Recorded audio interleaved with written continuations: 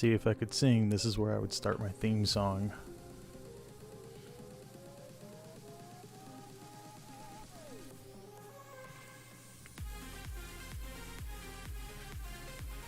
Instead, you just get a bunch of. Alright, so here we go. I think I did that right, so it may have kicked off right on time. Welcome back to the 3D kitchen, which is what we're doing here. Oh my god, I am doing something new. I'm trying to set it up so that, oh my god, that song is loud, isn't it? I'm trying to set it up so that the stream doesn't look tiny anymore, because I had it set to do what? I was using my entire 4K TV as a monitor, and it caused the stream to show the content at 4K resolution. So unless you were actively watching it on a 4K TV, it looked minuscule. Looked fine to me, but it's not always about me. Hey Myrna, no, I can't sing. I thought that was common knowledge. I can't do anything right. I had the worst poker hand at birth ever. But yeah, so that's all you're gonna get. That's as close to a theme song as I can get. But anyway, yeah, so I've got my 55-inch 4K TV in front of me, and now I've got like a whole bunch of applications open so that I can try to do this thing better. But more so, I can make the entire application of Blender, the 3D program that I'm working in, small. And so it's roughly a 1080 resolution right in the center of my screen. And so now, on the stream that you're watching, it might actually be possible to see the content. So that's a bonus, right? That's a plus. Improvements. Hey John Reidner, what's going on? Hey Brian, what's going on? Thanks for stopping by. The beard makes up for it though. Story of my life. Thank you though. It was a birthday gift. Hey Kiki, what's going on, girl? How are you? I was about to call you Christy, and I'm like, that's not Christy, that's Kiki. So one thing I want to show you all that I'm really excited about is that in my last stream, a few other guys from the Blender community or industry hopped on, and they were just saying what's up, and I was running into dead ends, as one is wont to do when you are working on something brand new. But some of these guys helped me out, and so now I have immortalized them with their own gold stars as little magnets on my 3D refrigerator. And so that's a thing, and I'm really excited and happy that those guys stuck around. So that's my new thing. I'm going to try to do that if anybody stops by and is able to give me any kind of input that would be useful or helpful in my endeavors. I gotta say, I'm really happy that the stream looks better now, because everything looks bigger, but it looks smaller for me, and it's really weird to like navigate around here now. I just opened this app. I haven't been playing with it today at all, so this is what we've got so far. It's the worst house in the world because it's only, well, actually it's the best house in the world because it's only a kitchen, and it's actually Kiki Baggins. That's right. Justin and Austin gave you the surname Baggins. I forgot about that. But yeah, so I've got some stuff in here that I'm really happy with. I don't know what else I'm going to do with it. I think it should be... Man, okay, so I need to make another wall first off, right? We need to close this wall off, because the idea is to have this whole place to be a set for a short film that I want to do. Brian, cool. Thanks for the confirmation that it looks good on your phone. I figured that's where most people were going to watch any kind of streams, even if they only stop by for a few minutes, because and I wanted that to look okay, because at 4K resolution, it was just stupid. I was watching some of my previous streams on my phone, and I was like, why do I even bother? You can't see anything. But yeah, so for context, I'm trying to set up a kitchen as a set to be the location for a short film involving a donut. I don't have a storyboard or any idea as to what the story will be about. All right, Kiki, thank you for stopping by and saying hi. I miss you too. And I will tell the lady that you love her as well. She's probably watching as well, so I'll let her know that you love her. But yeah, so I need to start working on what I want to do for a short film for this little thing. I have a donut somewhere. I don't know if I can open... I'm going to try to open a new instance of Blender. I don't know what that's going to do to the stream. The stream's probably going to crap out. I'm sorry. I'm trying it right now. Hopefully it only sticks with the one. If I can pull up the donut. Where's my donuts? Yeah, it doesn't look like it's screwing with the stream, but if it does, I apologize. So what I'm doing right now is I'm opening up another application or another instance of the same application that I'm working in to open up a previous project in where I worked on a donut. And then I'm going to try to drag and drop that into the... oh my god, I found it. I'm going to try to drag and drop these guys into this project. No idea how well that's going to work. Let's see if we can put a point of origin on this shelf or this counter. Oh boy. Oh, that looks terrible. Alright, I'm going to copy these guys. I think I can just copy here and then come back to this one and then paste. Can I do that? I feel like I did it. I feel like I did it, but I don't know where they are. What's this pointing at? Oh, there he is. There's one. There should be two. I don't know where they are. Let me drag everything out.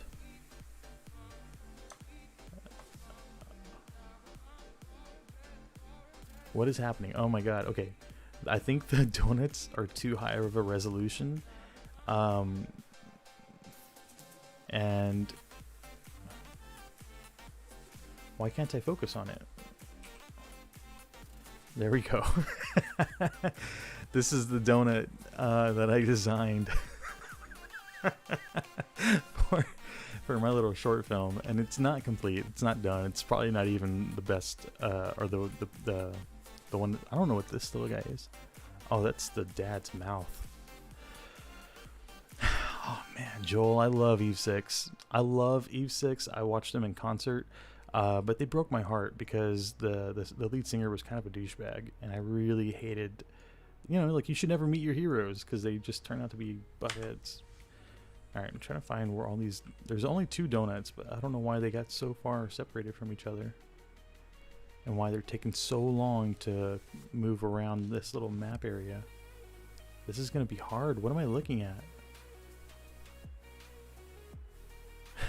I'm glad you like the happy donut. Oh man, it was really tough to figure out how I was going to. Oh my god, I've dismembered him. I see his hat and stuff.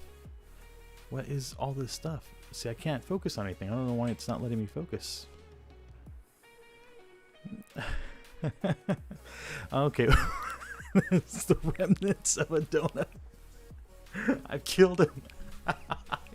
We've been streaming for 10 minutes, and I've murdered Donut to death. God damn it, I can't do anything right. Alright, we might have to just create a whole new donut, right? You know what I'm saying? Just to... Why are my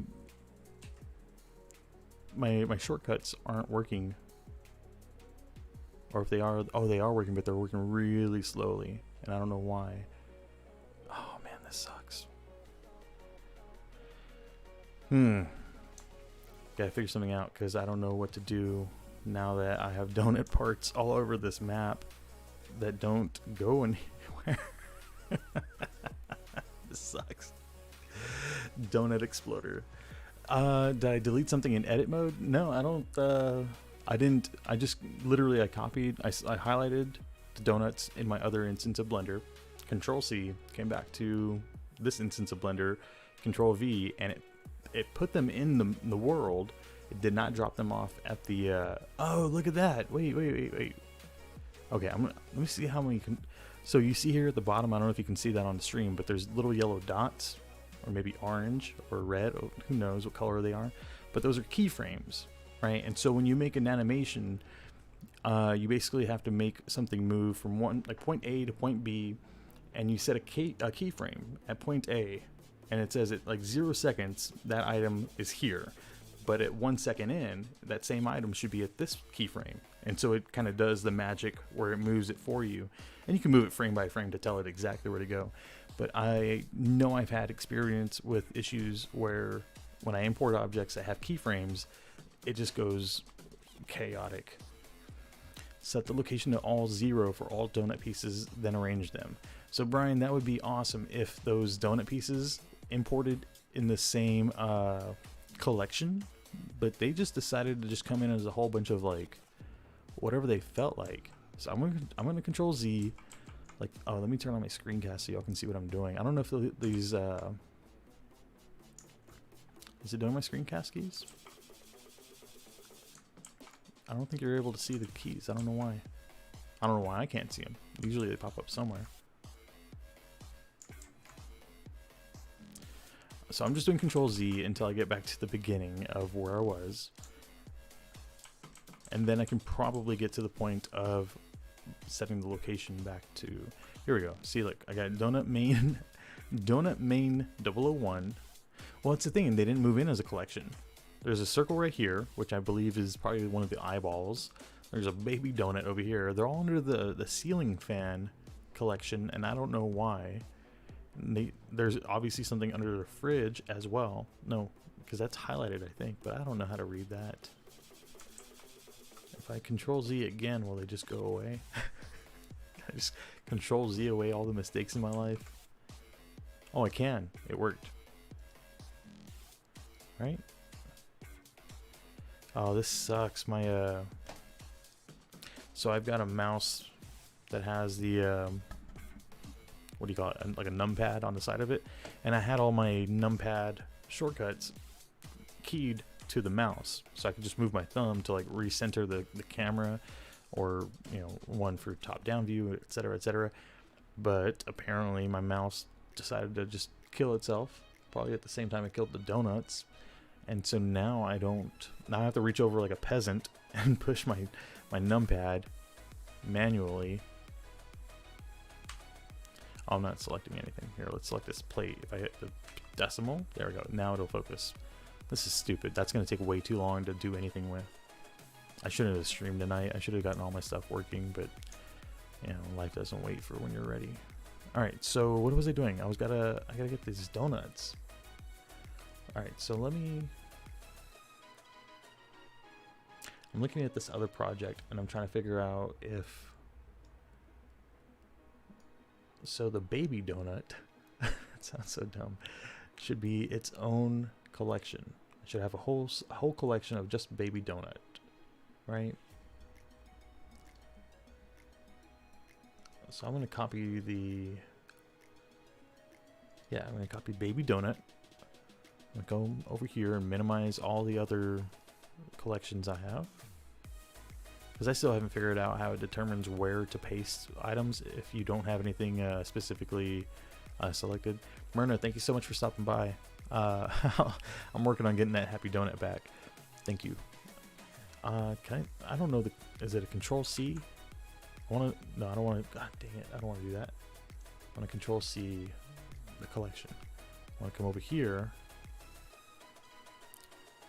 Paste data blocks? Maybe?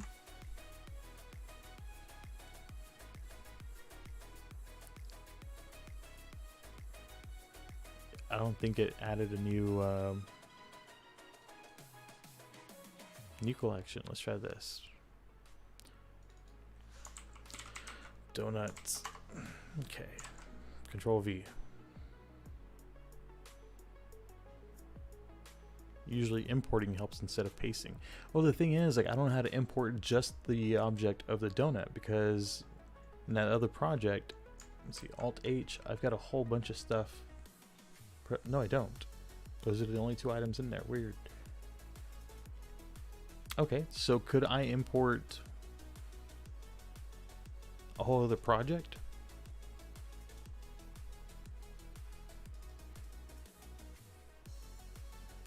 Import. I don't recognize any of these as a Blender project.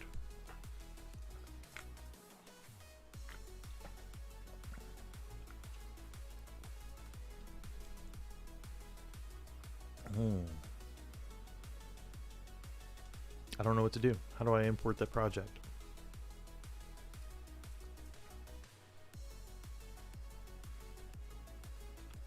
Because if I open a project, that's just going to start a brand new project. Import as FBX from other project, and then import. All right, FBX, let's try that. All right, I've got a window. Let's see if I can navigate to donut animation. Oh, export is FBX. Oh, I'm sorry, I missed that part. Okay. So we shall export FBX, and then we'll do, I guess, a new folder. Let's say export it as FBX. Export FBX. Okay. You don't import the whole project, it's just objects from the project. But I'm not sure what I exported as an object from the other project, because it didn't give me yeah, see, when I try to, oh wait, let me cancel this, do it again, import FBX, and then go to that donut animation, export it as FBX. There's nothing in there. Like, does it happen right away, or is it something I gotta wait for? Because I don't see anything being exported. Shit.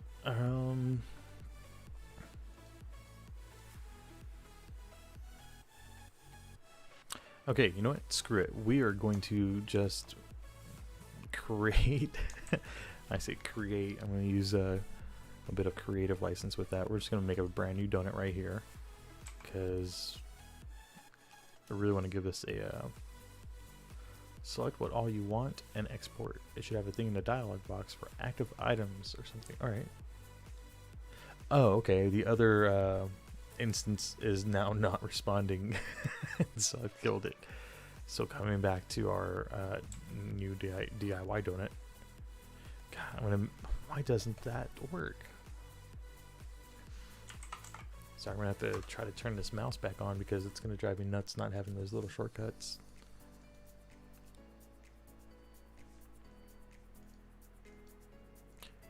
Okay, so that's all there.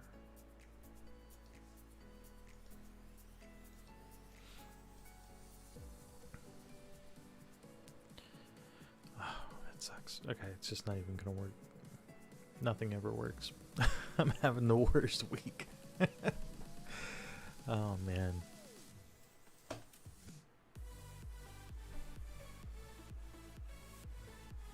You know what's cool though is that earlier I was making a salad and I was cutting an avocado up and I sliced my thumb open. So though I thought I was having a crappy week, it got better because I got to draw blood. that's life. Okay, I don't understand, because like Razer recognizes my hey Amelia. Yes, yeah, we were talking about E6 earlier. I love the band, one of my favorite bands of all time, and when I got to see them in person, the singer was a complete douchebag amongst like a douche of douches. He was a terrible dude. He was just like literally, like unironically just begging for money and telling us to like waste our money at the merch booth, and I was like, bro, you just burned like 20 years of fandom by like, you know, it was just ugly. I didn't like it. Anyway, so my mouse doesn't work. Blender doesn't work. Bleeding. Oh man, I just want to like do something that works once in my life. Okay, now I gotta, like I said, I got stop hitting 5 because I have. God dang it! It's not that. What's the freaking button? Oh, 0 for get out of the camera view. We're gonna pretend that this is a donut for now. Rotate Y, not the Y. Rotate on the Z. Oh, what I was trying to do is I had an idea where I wanted to. Um, oh, what am I trying to do here? I want to try to fatten it up, right? But yeah, I had an idea where I wanted to follow a tutorial. I bought some tutorials on. Are you kidding me? Oh, okay, I thought it disappeared.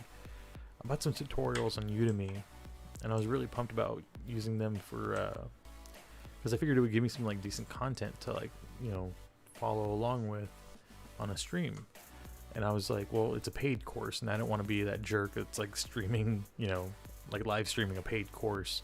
So I figured all I would have to do is, oh, dude, Mike Ness is like a god. He's a god of rock and roll, absolutely. Hey, Jamie. Wait, is that Jaime Niola? And thank you for the stream quality comment. Is that Jaime Niola from like Del Rio? I'm not sure if I'm thinking of the same one. Oh, but I was trying to get the stream to work where I could have my audio split and have like my vocals and my music play through to the stream, but then have a third audio source, my browser, not streamed. And while it's possible, it is absolutely possible, it is not possible with my setup because I have a mixer involved, and then I have like feedback so that I can have mic monitoring, what's called side tone monitoring or whatever, so you can hear your voice in real time, so I can control how I sound and know that it's not too loud or whatever, and I can hear like stuff like that when I'm hitting the mic.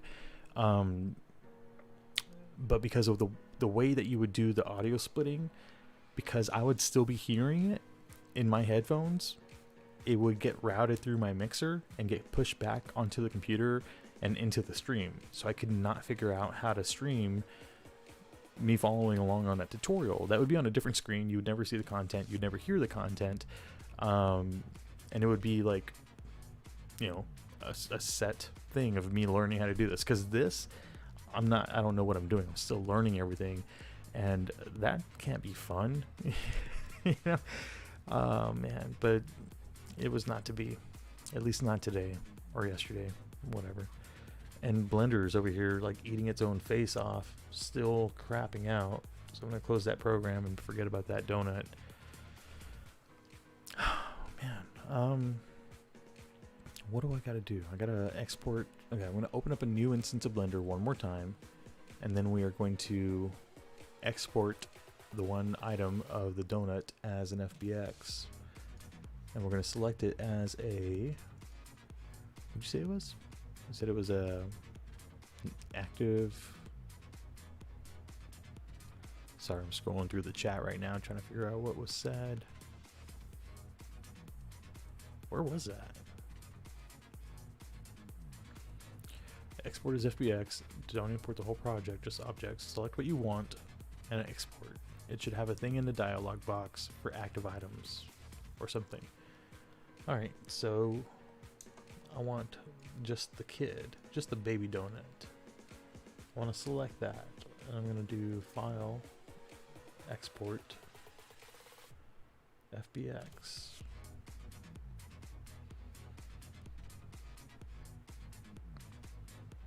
Limit to selected objects and active collection. Maybe that's it.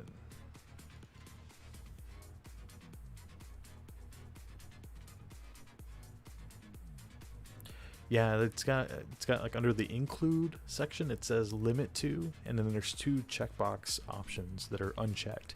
One is selected objects and the other is active collection. I'm gonna select both of those, and then I'm gonna hit export FBX. Now in this window or in this instance, but see, I don't know if it's actually no, because it's thinking about it.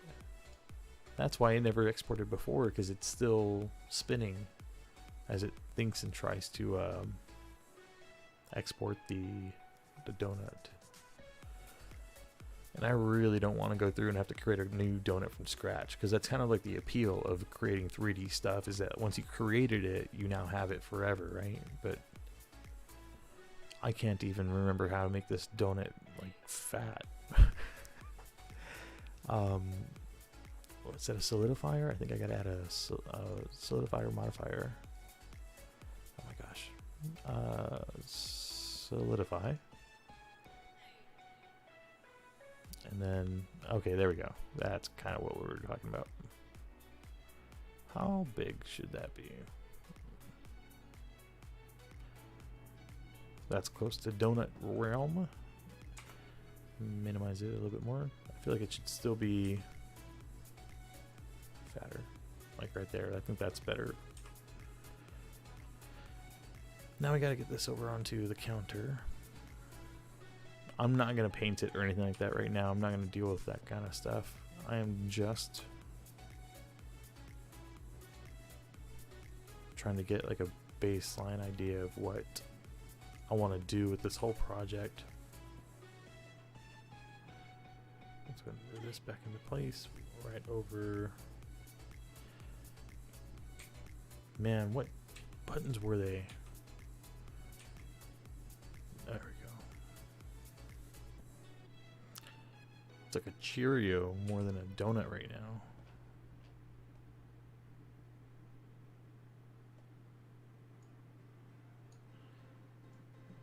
It's a good thing it's white, because or else I'd be able to see it and know what I'm doing. Alright, scale this puppy up. That's too big for a donut.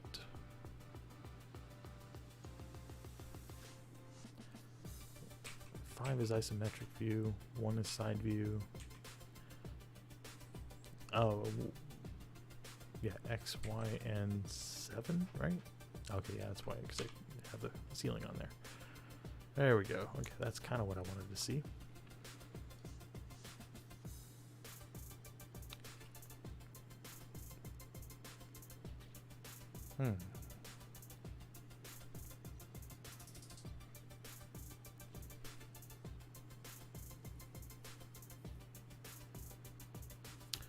Why is it moving that? I'm only trying to select the donut. God damn it. Did it move the plate into the same selection as the donut? Because that would be just wonderful if that's what happened. Why would it do that? Taurus only. Why are you now attached to the plate? Why would it do that? Why would it attach the donut to the plate if I didn't set them as parent? They should not be connected at all. But now this plate is a freaking joined at the hip to the donut. And for why? What reason? Go into basic view, not wireframe, the one above it. Solid view, click the drop down arrow, click matcap. Yeah, that's yeah. I was using that before. Why am I? Oh, because I got X-ray mode on. And yes, that does help for the coloring, but why are these attached? And how do I unattach them? Because I don't see that this donut is attached to any of the plates. What is the plate? Is the plate under?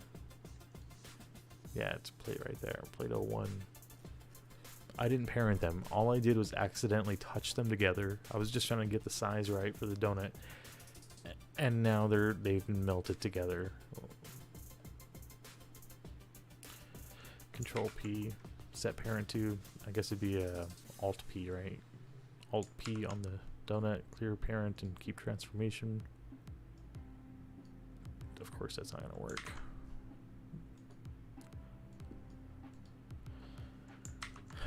Come on. Oh, okay, cool. Now they're only proportionally. Oh my God, what have I done? Where did the extra plate come from? What the fuck? Where did the extra plate come from? There was only one plate there. And now it's God damn it. Oh my God, what is this black magic bullshit? I can't deal with it right now. Delete the plate. Where am I? What is that? Oh, it's a chair. Okay, yeah, because I didn't recognize the color. Alright. Bottom plate. There. They just come out of nowhere. The plate is like the monoliths. Oh man. All right, so let me see if I can do it again on purpose, right? Drag and drop it, and then pick it up again. It doesn't do it. Because why would it? Is it because I had proportional editing on? And now, okay, look at that. See, it drags it with it. So undo, turn off proportional editing. Cool, look, we learned something. If proportional editing is on and your object touches something else, it's going to affect that other object's origins. That's not covered in tutorials. Alright, but now we know.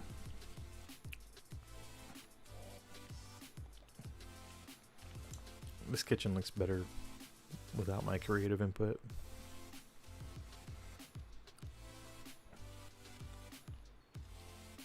Oh no. Sorry, yeah. I need this trash can over here. And that's only somewhat important because it applies to what? To the story I had in mind. Okay, let me see if I can walk you through the story that I had a rough draft of in my head. Okay, that was weird. Why did it just kick me out? Man, proportional editing is cool when you can get it to work. God damn it, I want the donut. Give me the donut. G. There we go. Put the donut over here. Alright. Oh my god, my mouse still doesn't work. Why doesn't it work? I wonder if I can just unplug my mouse, plug it back in, and pretend like nothing ever happened. Right? We're gonna try that real quick.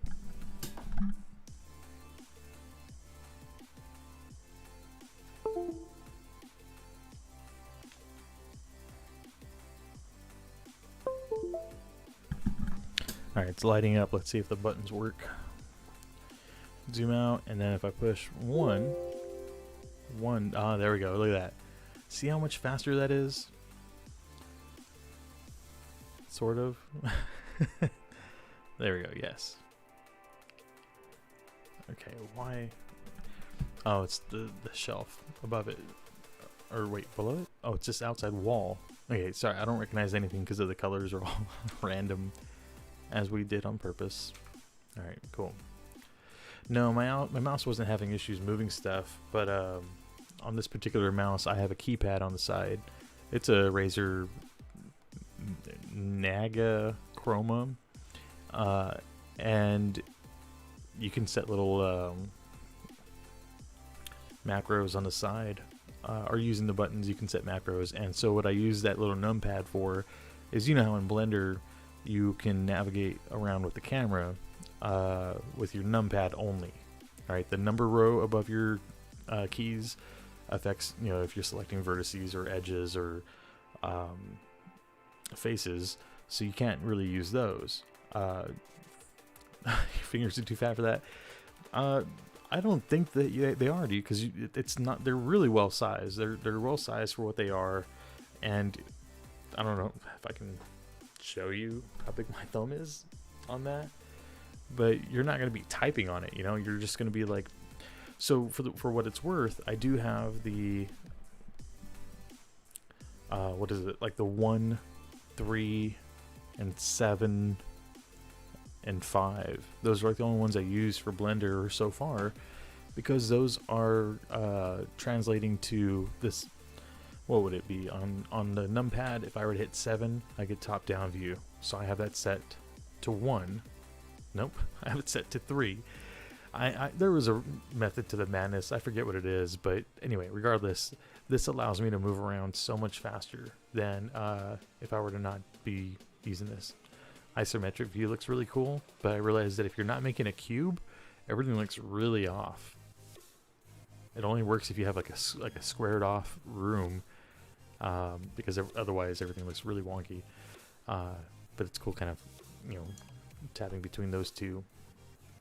It's like The Simpsons versus Call of Duty. I don't know. Anyway, so it's a hugely welcome tweak to my workflow. But anyway, so that's what my mouse was doing. It's that numpad was not working earlier, and so I literally just unplugged and plugged it back in because I was trying to mess around with the software, and the software was like, we don't see anything wrong, and obviously that was wrong. But just unplugging it and plugging it back in made it work. I don't know why it crapped out on me. Anyway, so back to the donut. Alright, so this little dude, we'll rotate on the 90, and then rotate on the Z by 90. Okay. Alright, so really, really rough draft of the short story that I'm trying to make, the little short film. Little donut will, come bouncing along the sink, maybe like fall into the sink and float along on a pot, or whatever. Somehow get out of there with his non-existent arms and legs, and then like come on by the dish rack, jump off, land on the trash can, and teeter-totter on the trash can as it waves back and forth. Somehow fly towards the table and make it onto the table. Once he's there, come on. Navigating in 3D is kind of a bitch sometimes, but it's a necessary evil. Okay, so donut. Oh, come on. Come back up. Donut gets onto the table and does a little adventure over here. Maybe talks to other food. I don't know. And then somehow makes it onto the other countertop. Maybe gets stuck inside the microwave and gets his face melted off. I'd be happy with ending the story right there. But just in case that's too graphic, we will allow him to survive and then move on from the microwave onto the oven where he can, burn alive. Maybe we'll have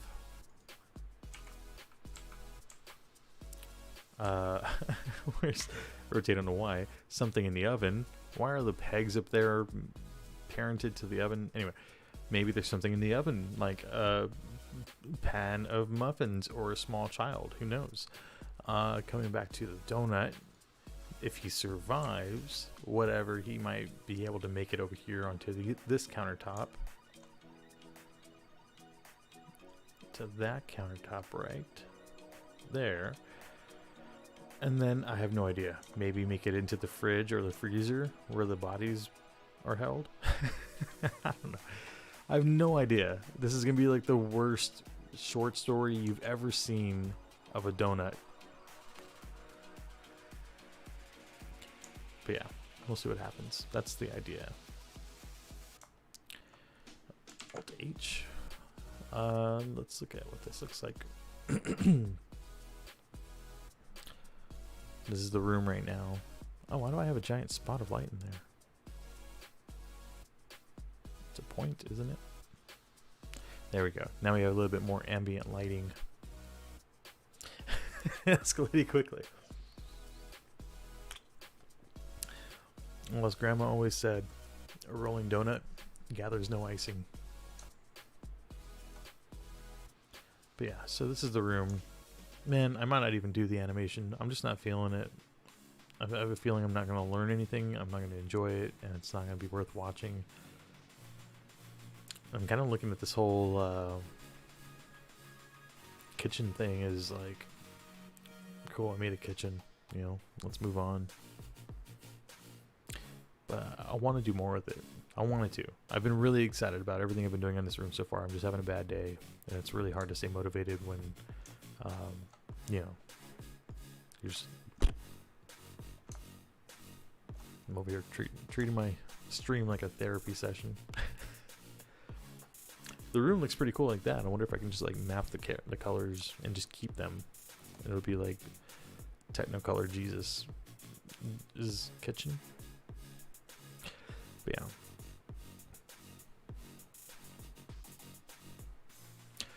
Thank you, Brian. Yeah, basic animation stuff. I wonder if I could do that. Could I open...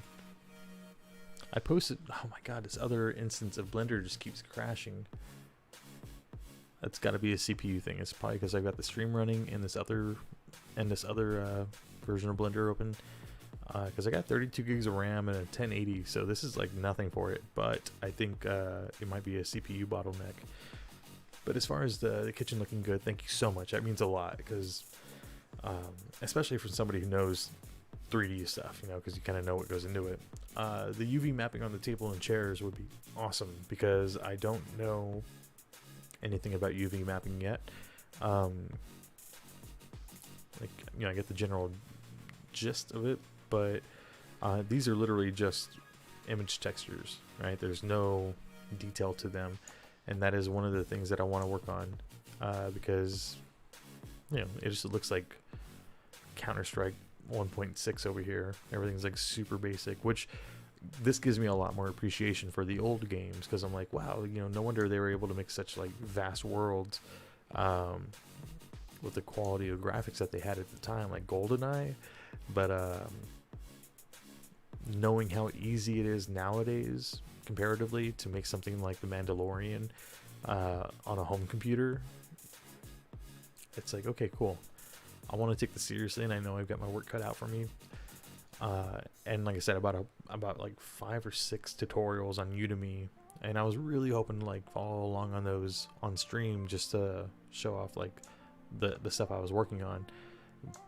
But I don't want to, that's gonna be a technical issue. I got to figure out like the audio getting routed away from my stream, which I know how to do, I just can't do it with my current setup, and so I just got to figure a way out around that.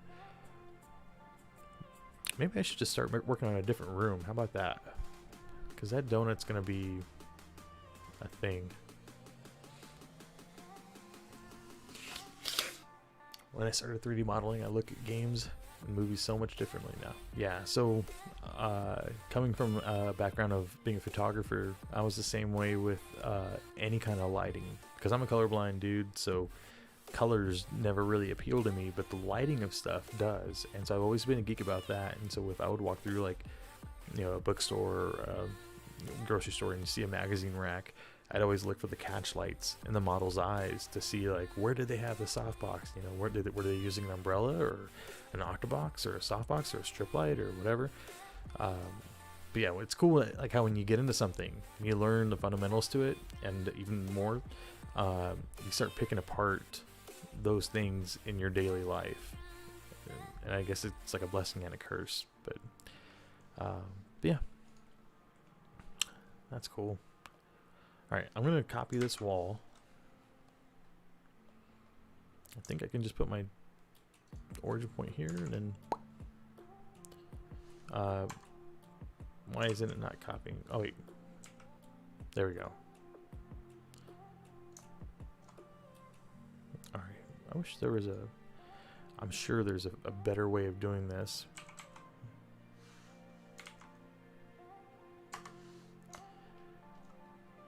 But this is all I know.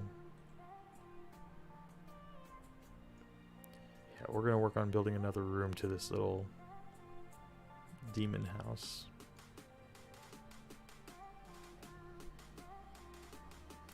What's funny is one of the tutorials that I'm working on, or the tutorial that I'm working on right now, is architecture. So I'm learning how to put together a blueprint in, it's called FreeCAD. It's like AutoCAD but free. And it was crazy because you spend like the first 5 videos of this tutorial making the basic outline around the house, and after like 2.5 hours of that, I was like, man, this sucks. I haven't gotten anywhere. I haven't done anything. I've got like 3 lines on the blueprint, and then I counted my line count, and I had like 150 lines on there.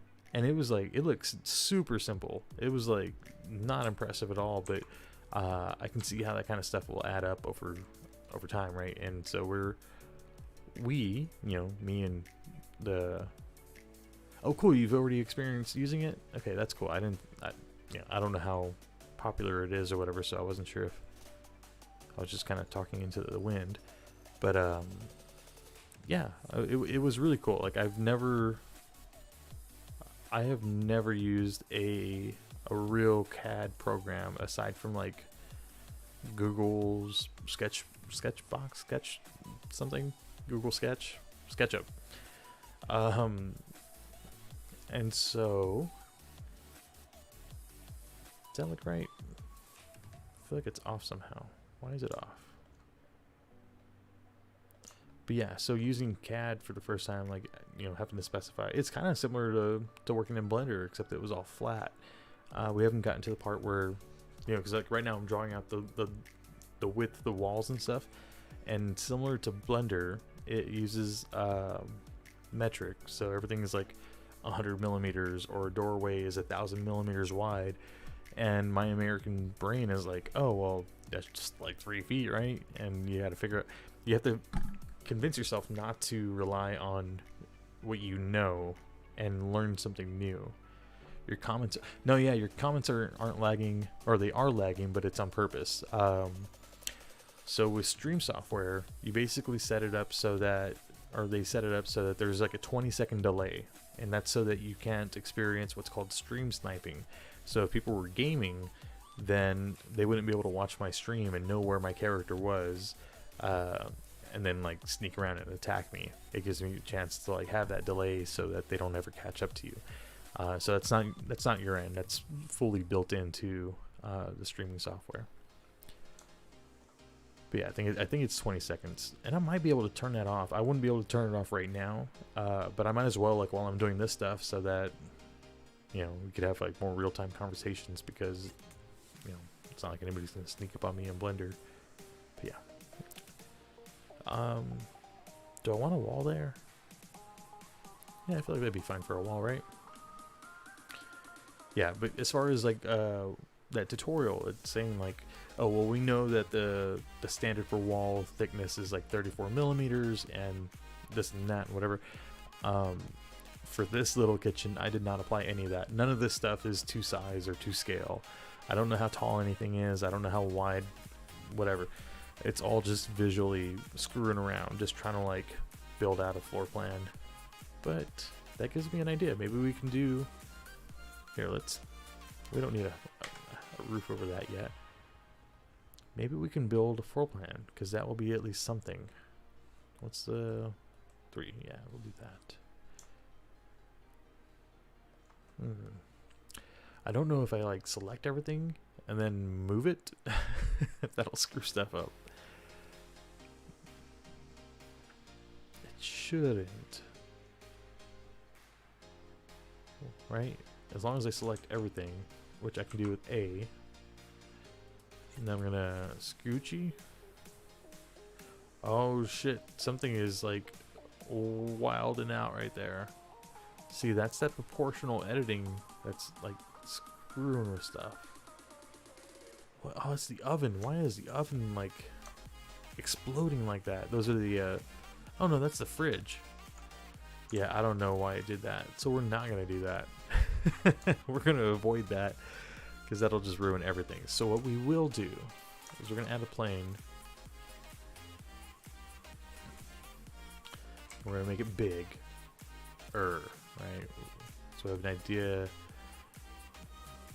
I could figure out like what the size is, but I'm not even gonna worry about it. We're gonna pretend that the kitchen is roughly that big. And roughly that portion of the house should be kitchen. Right? Why not? That looks pretty centered in the corner. Alright, so we've got that. Why is that? Why does it look lower? Oh, what? Oh, wait, no, yeah, because this is not on 0. Should be, there we go. Put it back on the 0 for Z axis. That should be the floor. I use control when scaling stuff. It snaps it. I go crazy if it's not an even number. Yeah, but I don't even know what number I'd be looking for. You know what I mean? Like, I'm just kind of, we're just going with the flow. I'm gonna add a solidifier to the ground so I can see some thickness. What am I doing? Yeah. Just so I can map or match up the bottom of it, of the house. All right, so we'll call it a foundation. Man, that kitchen looks weak now, right? It was all like epic and nice before, but now it's just, it looks like shit. Anyway, whatever. This is like a blind man doing architecture, so we're just gonna go with it. Alright, so what I'll do is I'm gonna... Oh, wait, is it Control C? No, it should be Shift D. There we go. So we'll rotate this on the Y by 90. Nope. Rotate it by... Okay, let's... There we go. Rotate it on the Z by 90. We're gonna move it back against that wall. It's gonna be the outside wall of the house. Oh my gosh, I'm gonna make myself throw up trying to like navigate around in 3D space. There we go. Okay.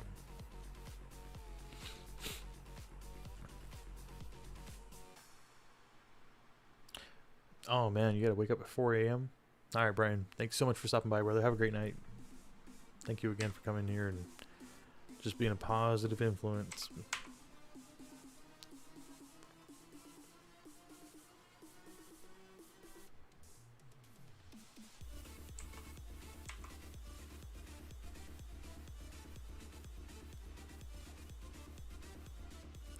Hey Ryden, what's going on? Could open up the quad view. Are you talking about the like doing this thing?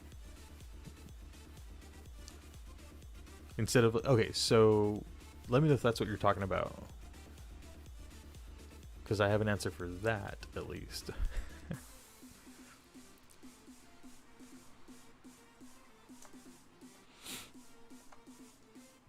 What is this? Why is there a little... Why is it taller on one side? Right there. What is that? Oh, that's the stupid wall. Okay. Never mind. Let's scooch you back. On the Y. We're bringing you back. On the Y. Oh, it's taller because... Yeah, because I didn't make it match up right.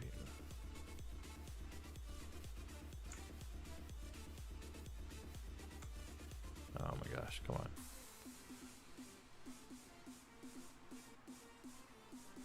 Oh, it's gonna bother me that I can't get it perfect. I'm not worried about it. Nobody's gonna be moving into here. Alright, so we've got another wall.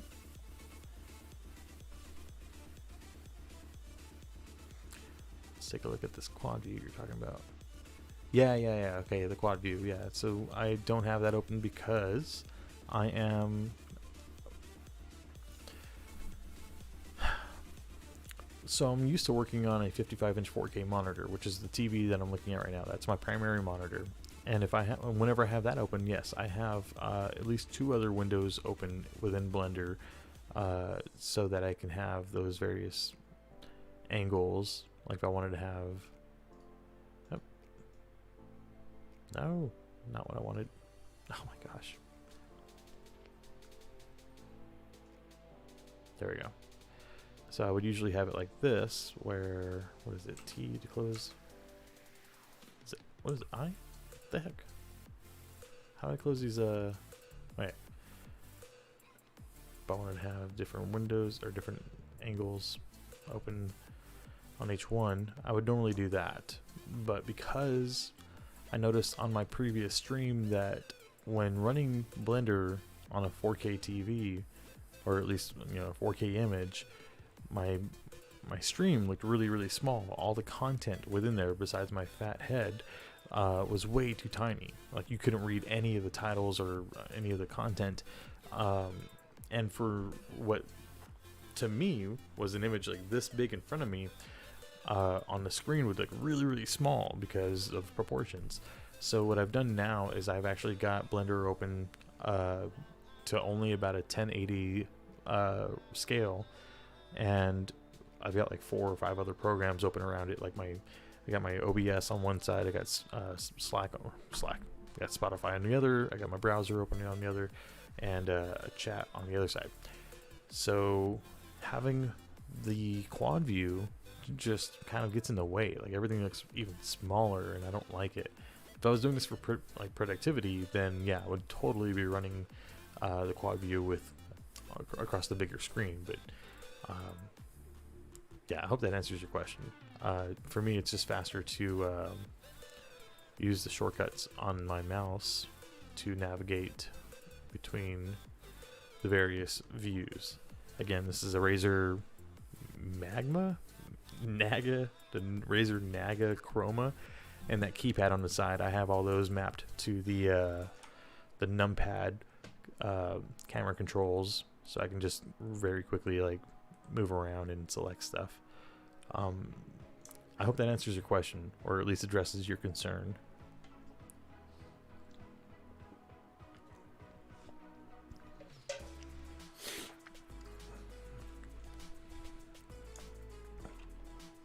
Alright, so what was I trying to do? I'm trying to Shift D. RZ90.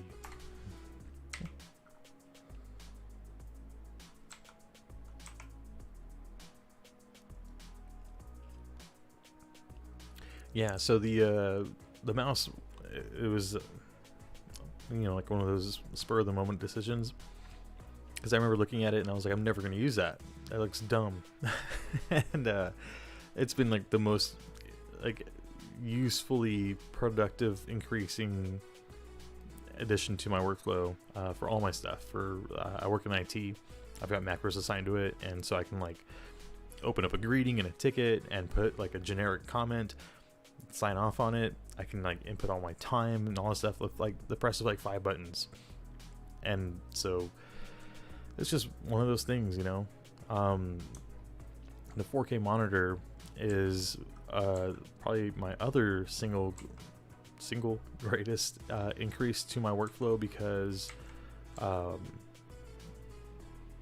I again, working in IT, I had multiple monitors both at work and at home, to where I would have I had nine monitors at work, and I think 6 monitors at home, and I loved it because I don't like having to move applications around, so I preferred to have them have their own screens, but obviously that gets ridiculous both on power consumption and having to have a video card that can run that many monitors.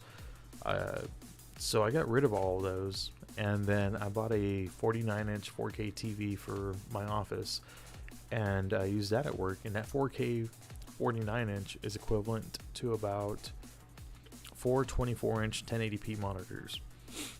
I used that for a while, and I loved it. And then I did the same for home. I bought a 55-inch 4K TV for home use, and it's probably like it's a little bit further away than arm's reach.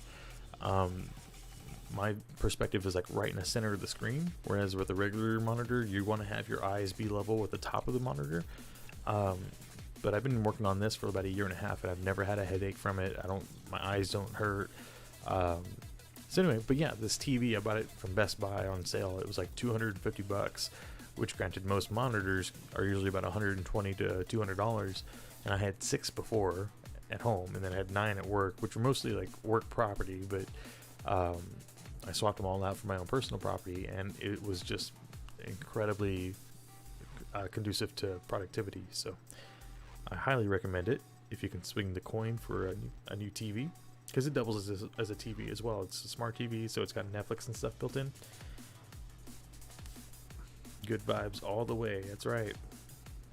But yeah, I hope that answers or addresses your question, if there was a question. I know you were just kind of remarking about it, but yeah, this is looking more like a fortress than a house.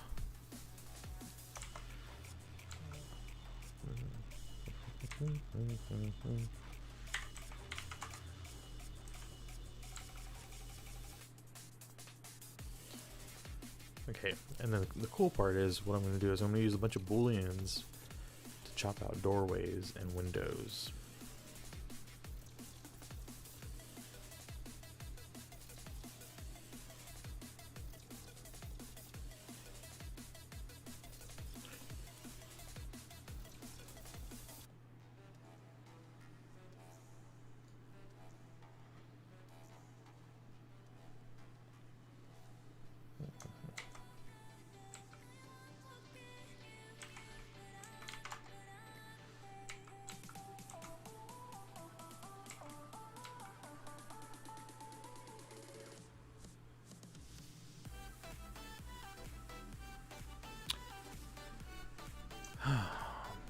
Raiden, when I was watching your stream, I can't remember what we were talking about that you were gonna...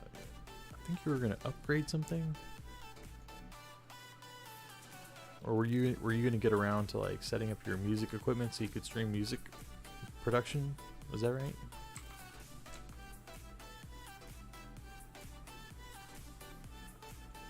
I wish I was musically inclined. I love playing the guitar, but it doesn't sound like it.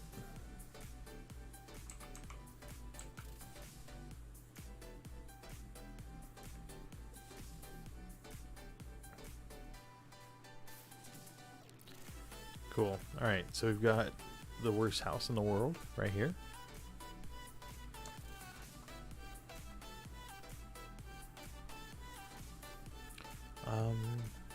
I guess we can draw out like layout of the house, right?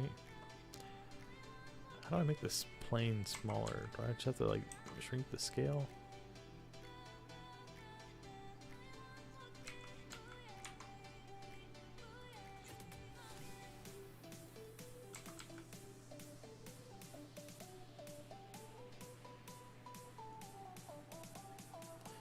This wall has an overhang.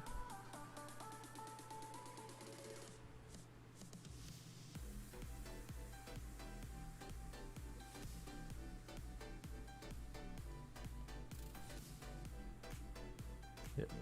Okay, so we'll just...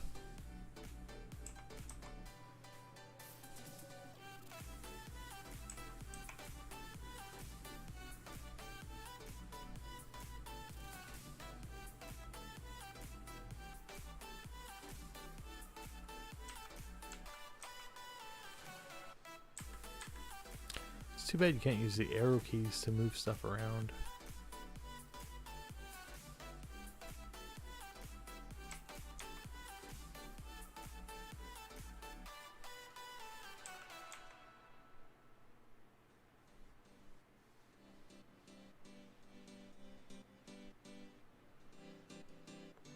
Cool. Alright. So, can I minimize the timeline? There we go. Yeah, because I don't need that. Cool. Got a little bit more screen space for the house. Alright, so what I'm going to try to do is I'm going to try to draw a general outline for the house. Alright, so let's get our grease pencil out. Is it a grease pencil or pen? It just says annotate. Okay. Alright, so this doesn't have to be perfect. Just a general idea of what the house will look like. Alright, what do you have next to your kitchen? You have a... I guess this would be like a living room, right? But that's so big. Alright, let's just play around with it. Front door, right? We'll do... Oh gosh. Do I have an escape or a erase button? I don't. Okay. Wait, Control Z? Yes, okay, cool. So we'll say front door.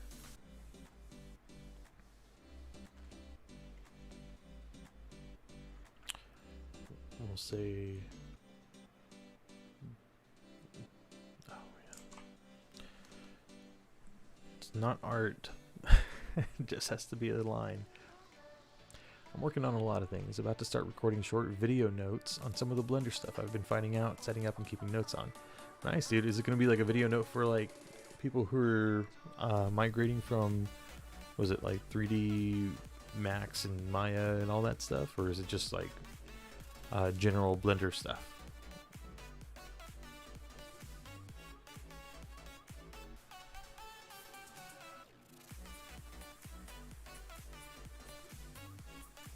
Ooh.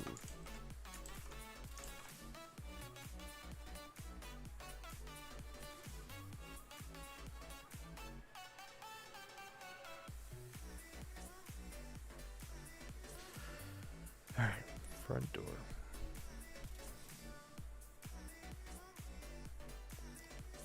Grease pencils are weird because it's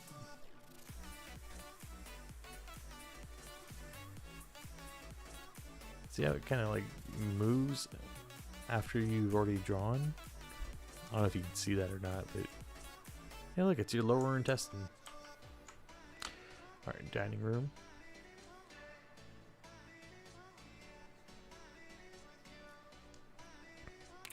Where's our living room?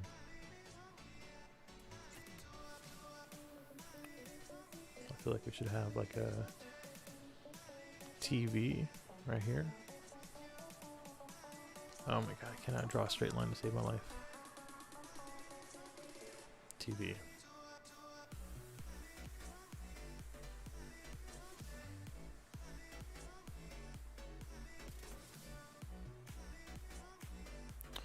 We'll have our sofa, right? Oh, this looks terrible. A mix of both to go with different parts as hyperlinked YouTube videos and different sections of the notes that will be available on GitHub.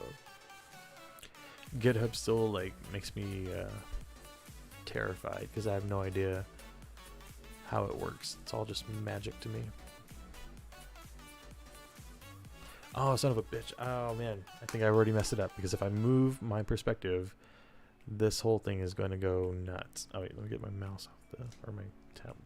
As soon as I move the perspective, oh no, it stayed mostly there.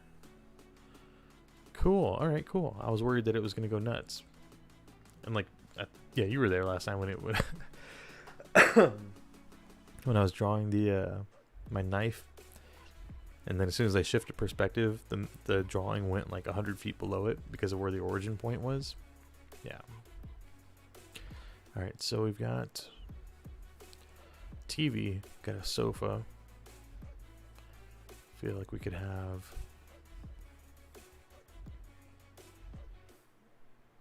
a bookcase.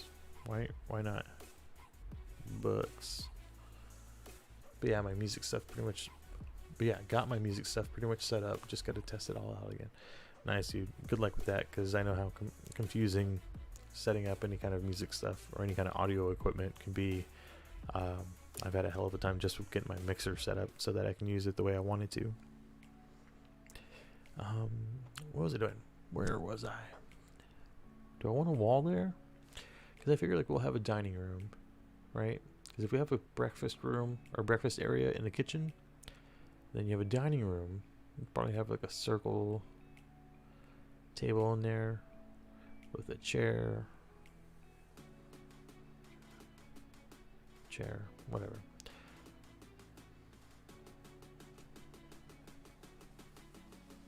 What do you have over here? Is this has got to be like a 2-story building, because I can't imagine where the bedrooms go. Well, I guess you could put the bedrooms right on the other side of the dining room. I feel like I'm not giving anything proper proportions. And that living room might be yeah, look, that's a kitchen table, and this is a sofa.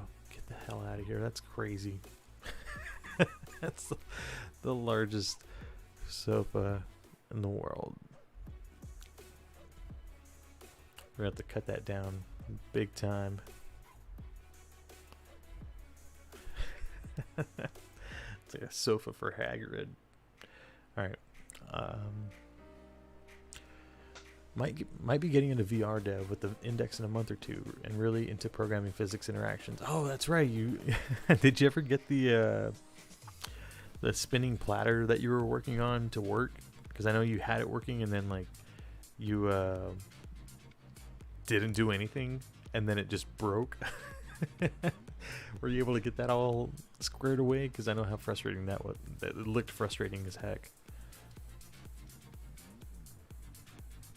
This needs to be closer to something instead of out in the open like that. I still haven't went back to look at it. Fair enough. I don't blame you. That looked frustrating as heck.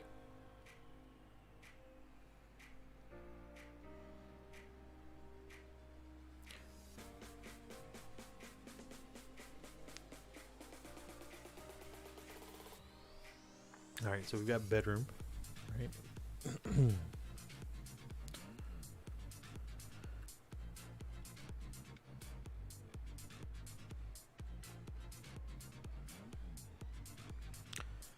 Setting up these learning resources. That's cool, man. I admire like the fact that your brain works that way to be able to accumulate information and then set it up in a way that's easily digestible to others in your field. Because I don't think I would ever be able to duplicate that. Put an office right here. Bed, office. This is a big hallway though. And this will no longer be a bookcase because that is a massive bookshelf. I feel like my scaling's way off. I feel like this house is 15 times bigger than it needs to be.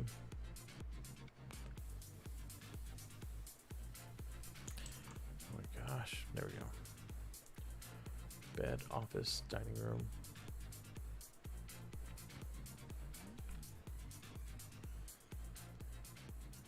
What other rooms would you have in a house?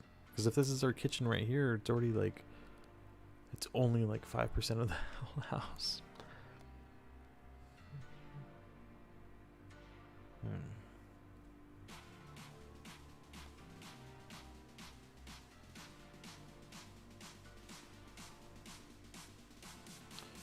So you'd have to have a,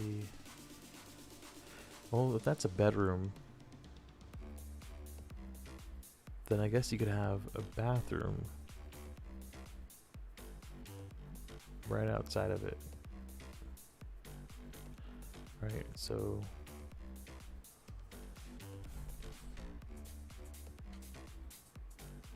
oh my gosh, okay, bathroom. Say that door comes out this way.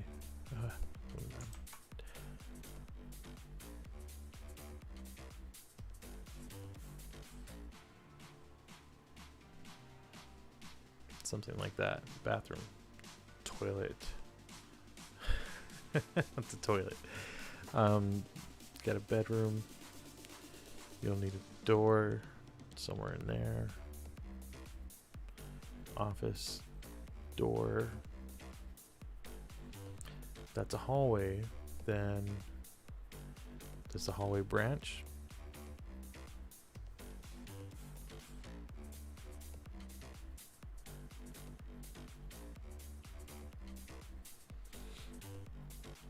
And if so, would you have a master bedroom?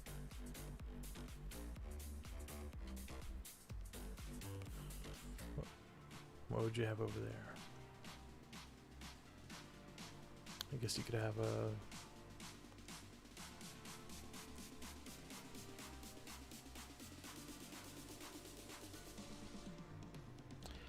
I feel like we need to cut this whole house in half.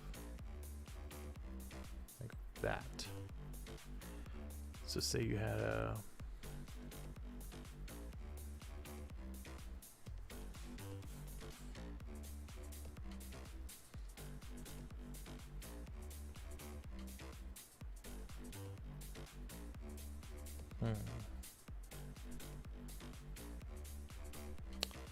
That looks terrible.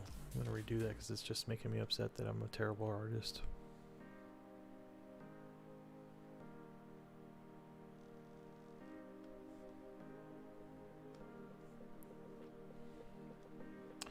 Alright, let's just, I'm gonna start over. I don't care.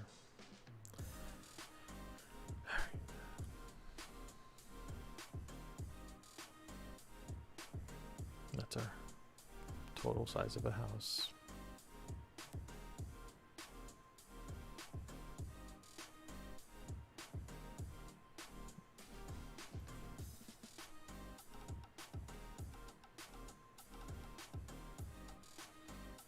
That'll be one room.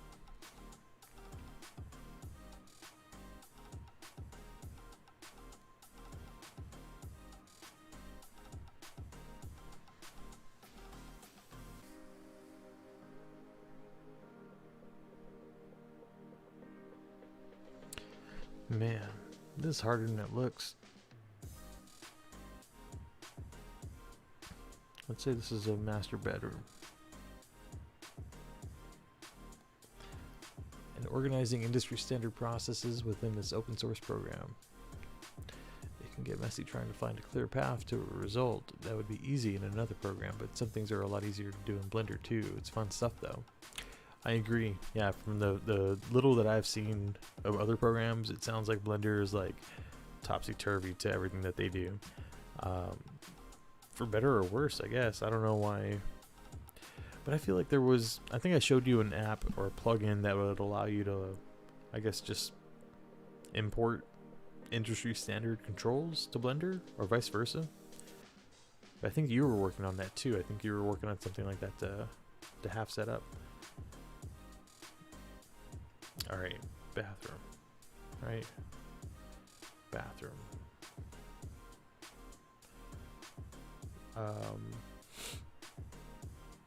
Tub. Or sink. Sink. Where's your toilet go? Damn it. Door to the bedroom. Bed.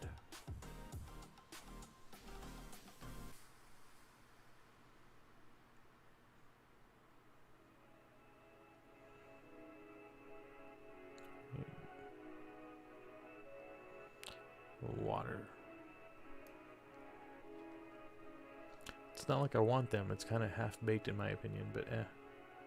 What is half-baked? I'm talking about Blender being half-baked? Or the plugin?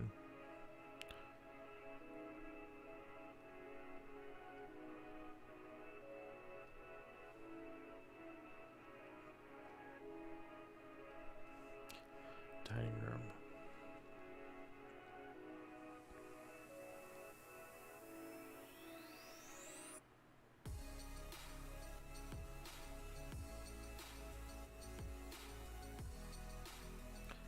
Their default industry standard setup. Their default industry standard setup. Default industry standard setup. Are you talking about the other programs or are you talking about Blender though?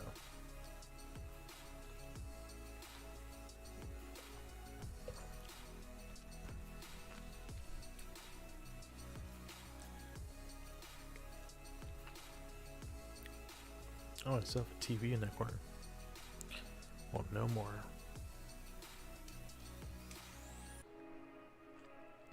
We will have TV here.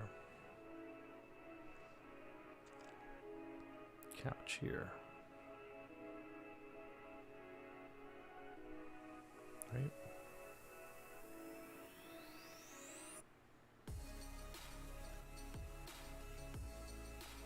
That's still a massive couch.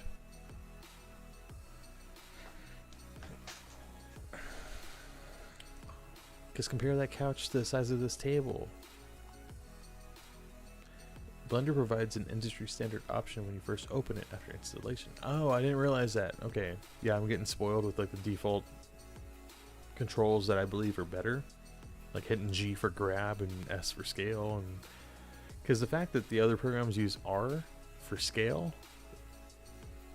immediately turned me off to it. Because I was like, that's stupid. Why would anybody want to have that set up?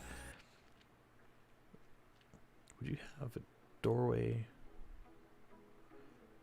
I feel like if you were to have a door over here, you could have another bedroom right here. Because you wouldn't want the master bedroom having doorways facing each other, right? But what goes here?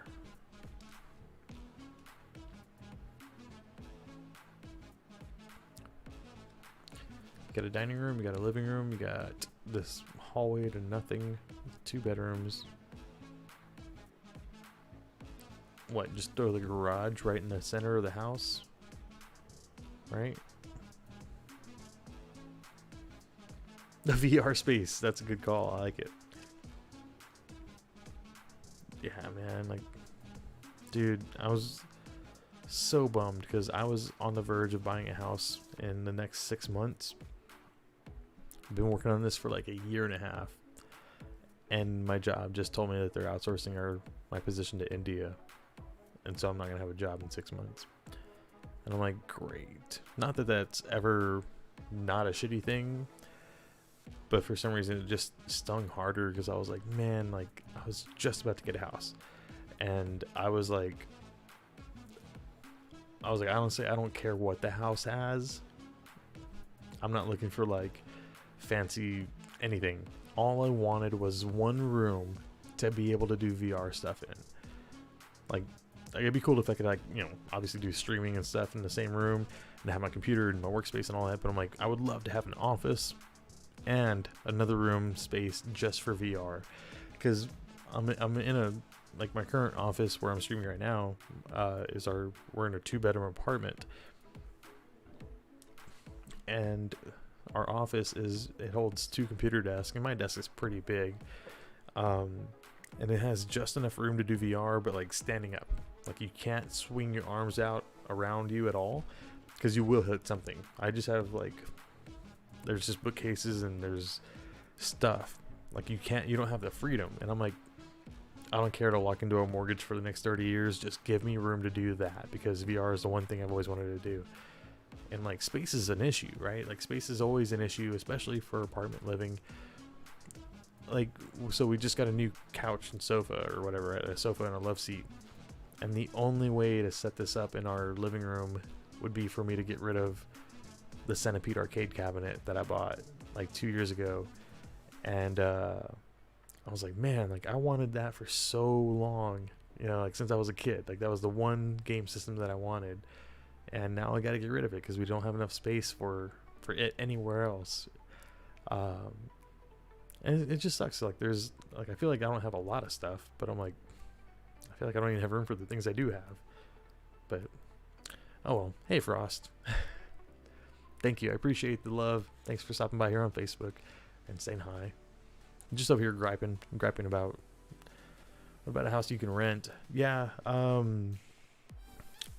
So there's like multiple things about renting a house that I've not really been a fan of, just because, one, I feel like when you get a house that you're renting, you're gonna buy more stuff to fill that house, right? Because if you're going from a 2-bedroom apartment to like a 3 or 4 bedroom house to rent, you're going to want to buy stuff for that house. And not that that's inherently bad, but I'm like, that's all money that could go towards saving to buy a house, you know. And the fact that, like I was just mentioning, I'm not gonna have a job in 6 months because my company is outsourcing to India. I'm like, okay, so that compounded by the fact that I have a lot of friends in the industry who have been laid off in the past. Some of them, like literally, I just loaned a webcam to a friend tonight who has a job interview tomorrow. He was laid off like a year ago, and he's been looking for a job, no, sorry, longer than that, because it was before COVID, and it's only gotten worse because of COVID. And so I'm like, cool, I've got 6 months left of runway for income. But then what, you know, like who knows what the job field or whatever is going to be like. So yeah, so I'm really bummed because like I was really excited and getting like pumped to buy a house, and now like I definitely can't do that, you know. And renting a house, like we might as well just stay in the apartment, you know, because what's the point of going into renting a house, especially if I'm going to be jobless soon, you know. And hopefully it won't get to the point where, you know, hopefully I'll be able to find another job or whatever. But so the company is not operating here in the city anymore. So technically what they're doing is they are, they had a term for it. It's not outsourcing, it's insourcing. But basically, like anywhere where they have an overlap with our India office, they're just gonna let them take over that, and that primarily hits the second shift and third shift shifts. So I work second shift. I work from like 1 p.m. to midnight, and yeah, so they cut like 30% of our workforce. Basically everybody on second and third shift, depending on like certain tenure and stuff. So yeah, so it was just like across the board, there's like nuking employees. And you know, it's one of those things that we saw coming, because like there's a lot of drama behind it, but like the company that bought us out, and our current CEO, like he's got an MO of buying companies, outsourcing, building a profit, and then selling it again or moving on. And so we kind of knew that was going to happen. It just sucks that it did happen, and it sucks even more that I was like primed to like pull the trigger on a house. Like I've been hunting for houses for so long, and I'm like, I don't know, it was a hit. And so like there's that, and then there's a whole lot of other stuff that just, life is kind of stuck for a lot, in a lot of ways.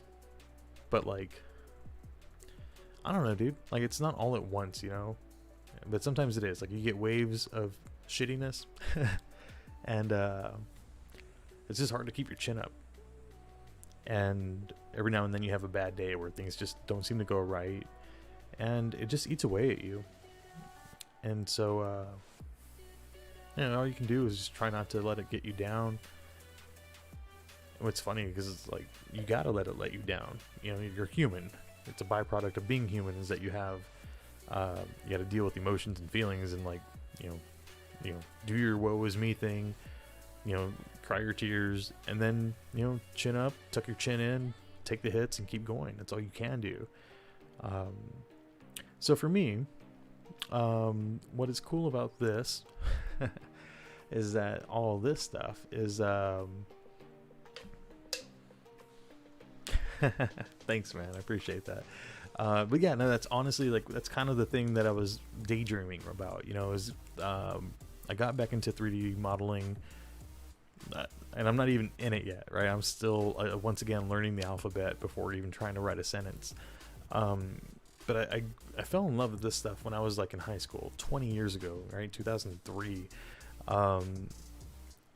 And I ended up going down the technical path of computers, and that's what's led me to the life that I have now. But I got into 3D modeling recently, probably just before I got the news about the job stuff, and it just reminded me of how much I loved it. And what was cool about that is that so studying in IT for certifications and like how-tos for all this stuff that you do on a daily basis, or that you'll be expected to do it, man, I know so many smart people at my office, at my company. Like there's just people who are so really good at what they do, and they love it, and they're just, you know, the best in the world at what they do. I'm not that, and I know enough to do damage, and I do more than my fair share. So I feel like I'm a good asset to the company, but it doesn't light me on fire, you know. And studying for certifications is like drawing nails on a chalkboard. It's just like I have to force myself to study this stuff. I have to force myself to get into it. But when I was taking the tutorial on how to build a donut, no, man, yeah, thank you. Yeah, it's just this is just a kitchen. This all started off with trying to make this one countertop that I was gonna roll a donut along in like a little like short animation. And then I was like, well, you can't have a countertop without a refrigerator behind it, and just it evolved into all this stuff. So I probably got about like 4 days of work into this, but this is the first thing that I've done without a tutorial, right? The first thing was the donut. Thing number 2 is this kitchen, so I'm really proud of it.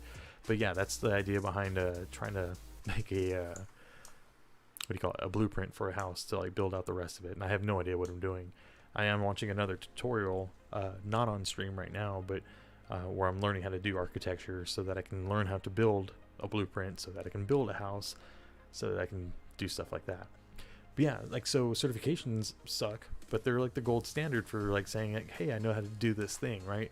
And you talk to any IT guy and they're gonna know what you're talking about.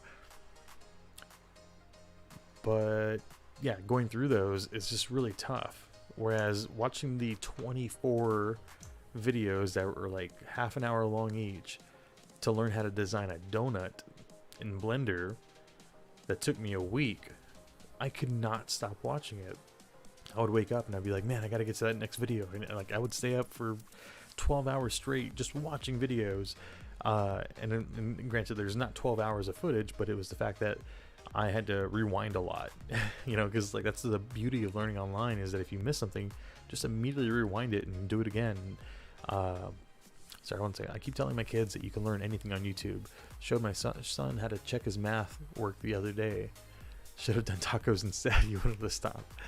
Yeah, no, that's absolutely right. Like YouTube, like we have the entirety of the collection of, you know, knowledge from mankind available on the internet, and you can learn and do anything you want. Like they have like entire classes from Harvard available for free. Your only limitation is yourself. But anyway, so after I got back into doing 3D modeling, and I was like, wow, I really did love this stuff.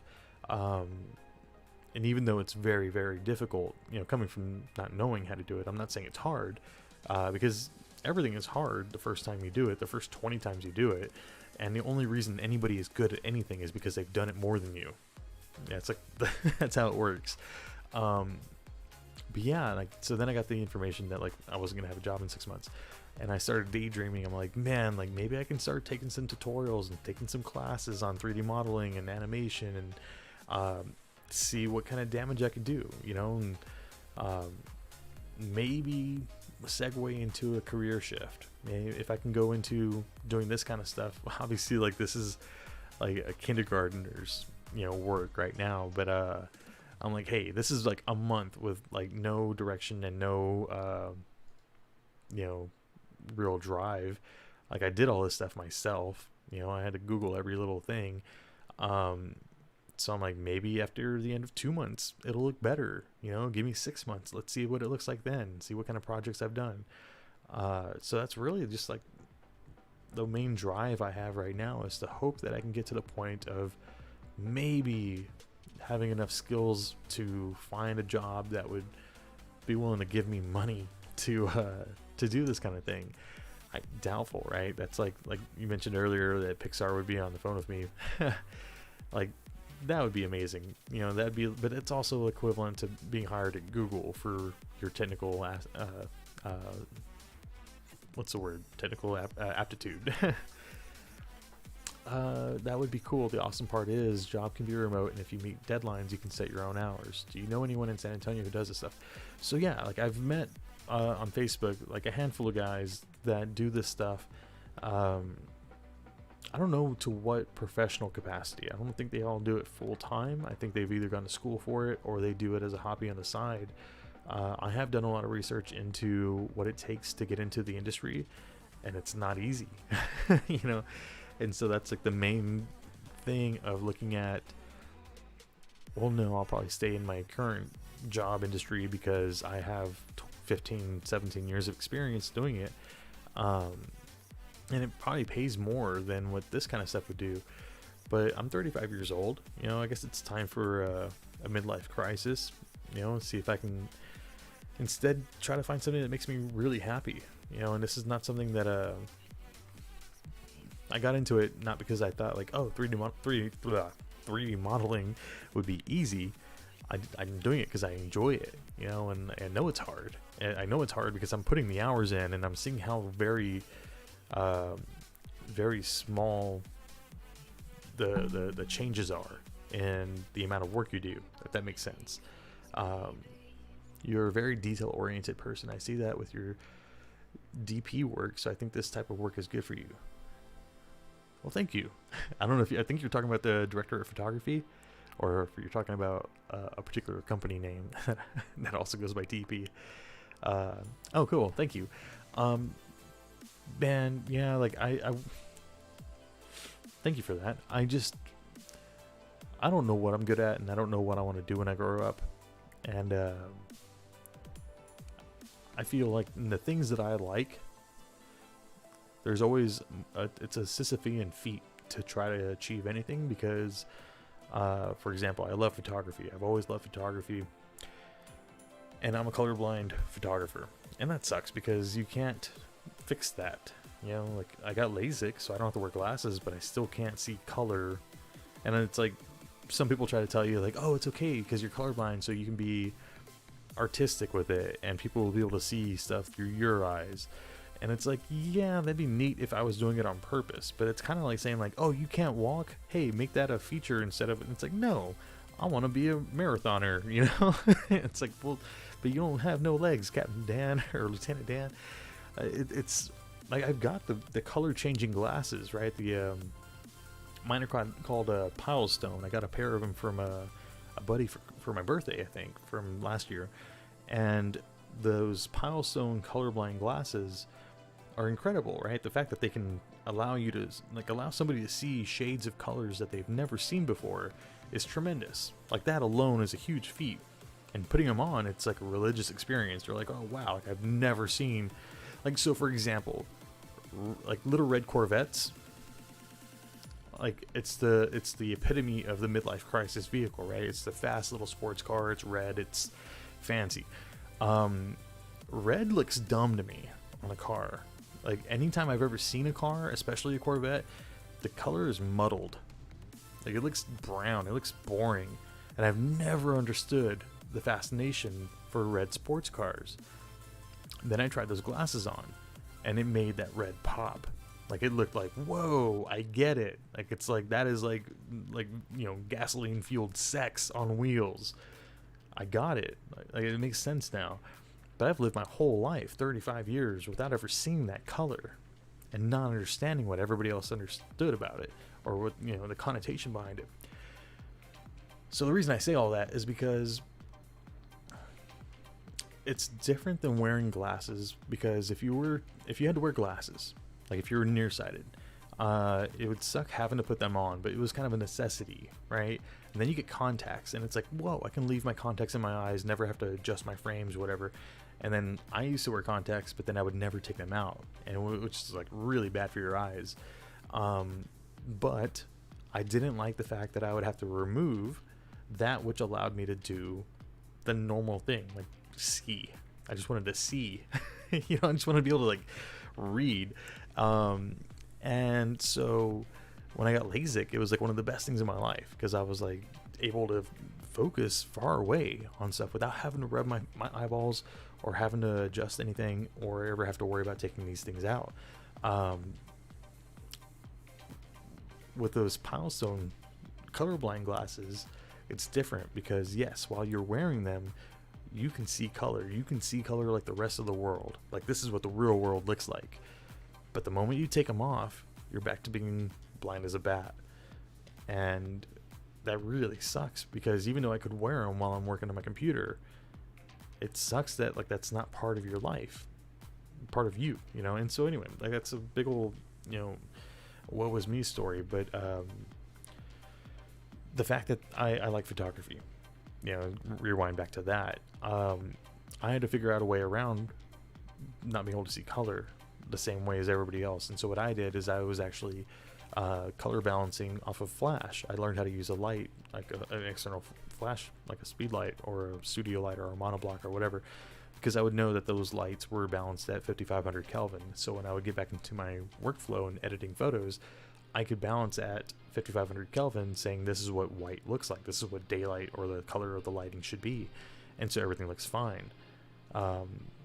Well, we're just a few steps away from contacts like that, and then eventually a procedure to add the color cone in. I'm all about that. I honestly, like, I don't have hair. If I could have the choice between being able to see color and having a full head of hair, color, dude, absolutely. Yeah, man, I can't imagine that. And I'm like, I probably wouldn't be eligible for it since I've already had LASIK. They'd probably be like, no, we can't mess with your eyes that many times. But that'd be cool, you know, to live in a world where we could just fix all the stupid shit that's wrong with us in a small procedure like that. Now, that's not to say that LASIK is enjoyable. LASIK was the worst day of my life. I hated it.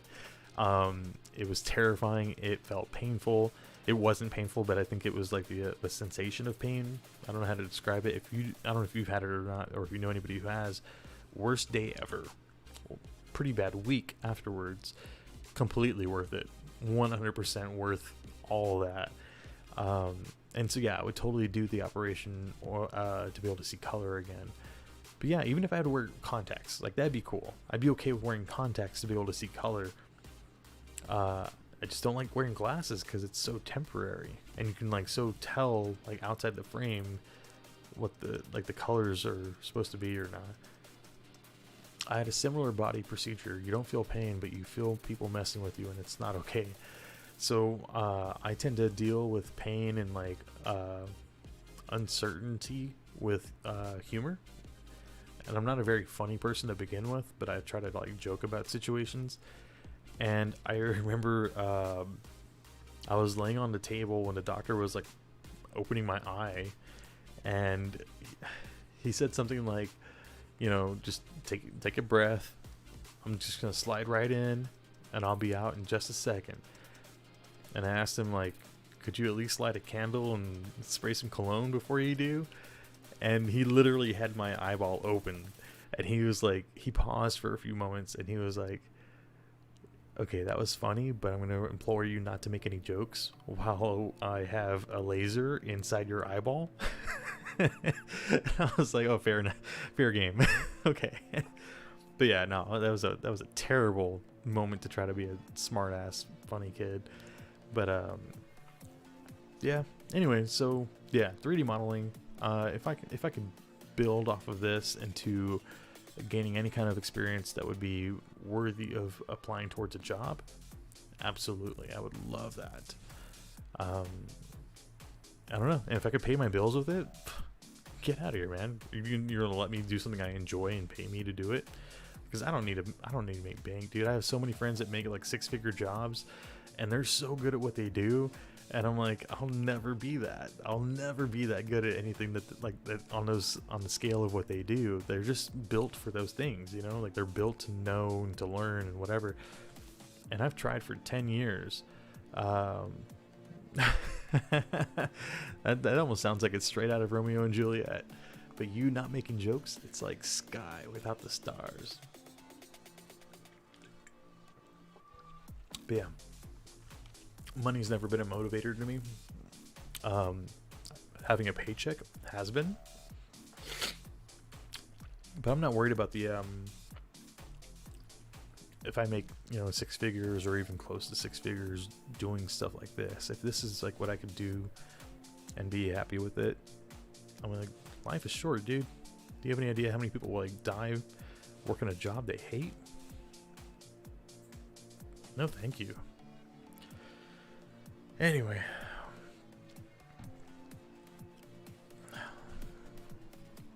Sorry, I got a mustache hair in my mouth. Kissy face.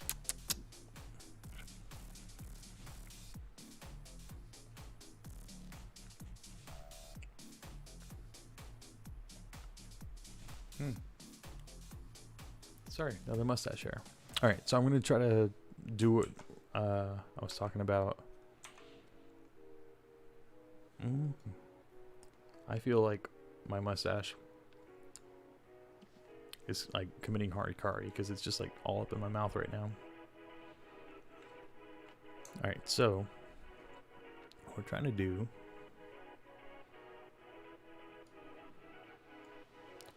is put together some walls for this like crappy little blue. This is a terrible blueprint, but we're gonna go with it and see what we get.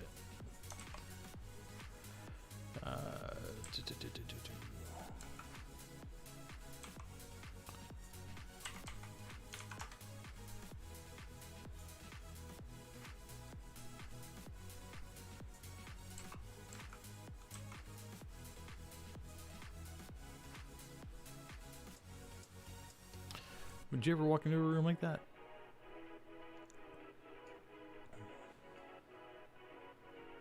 I think not, right? That looks weird. Would you have a dining room like that? I feel like you wouldn't want to, right? Because it's so closed off. Maybe there shouldn't be a wall there. Could be a wall there, that's fine.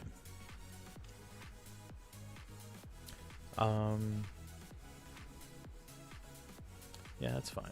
So then let's...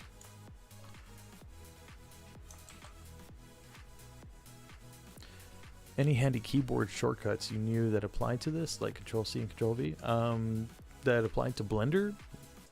No. You can Control-C, Control-V between projects. So if I had this, if I had another instance of Blender open, and I wanted to copy a model or something that I had in another one into this one, I could Control-C, Control-V over here. What I'm doing right now for like moving these walls around, no walls, open concept. I'm trying to give myself a challenge. Like I'm trying to give myself like a real basic, like let's not go overkill on the challenge, but some challenge, right? Because I was like making a box would be just too easy. But yeah, I'm using Shift D for duplicate on creating the walls. Maybe that whole back room could be the living room, and we'll just do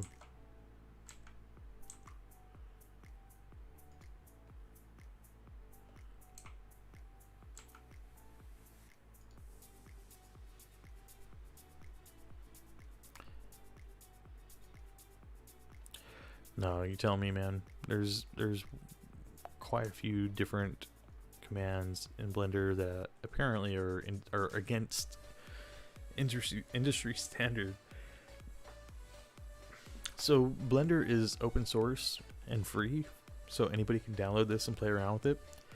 But I think that has like the drawback of people thinking that it's not a professional tool, because there's a lot of TV shows that actually use Blender for their special effects and whatnot. Oh god, that's like a terrifying hallway. Look at that. Who would want to walk down that? That's scary. Yeah, that's too scary. Let's move this one over. A little bit better.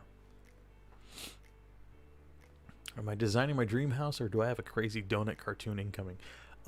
Yes. To both of them. I have an idea for a donut cartoon.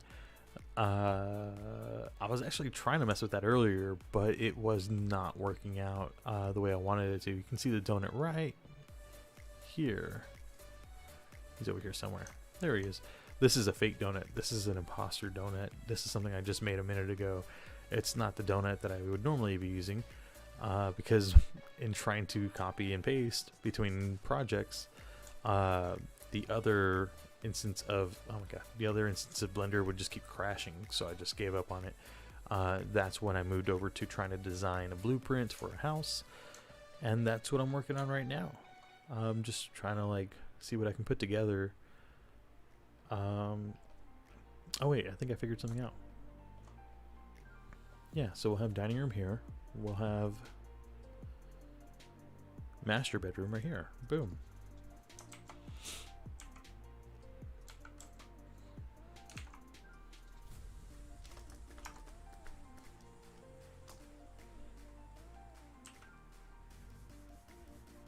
Look at that. Something like that.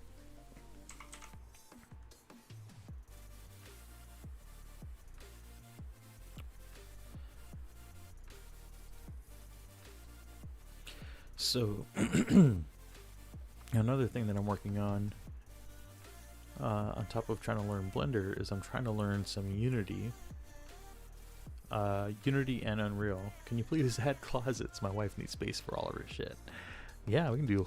Okay, we went from open concept to having closets. I feel like if you lived in a place like this, you wouldn't have any clothing. You would just walk around naked all day because there's no windows, so you got nothing to worry about.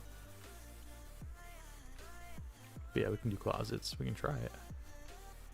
What was I saying? Oh yeah, so I'm trying to learn Unity as well as Unreal.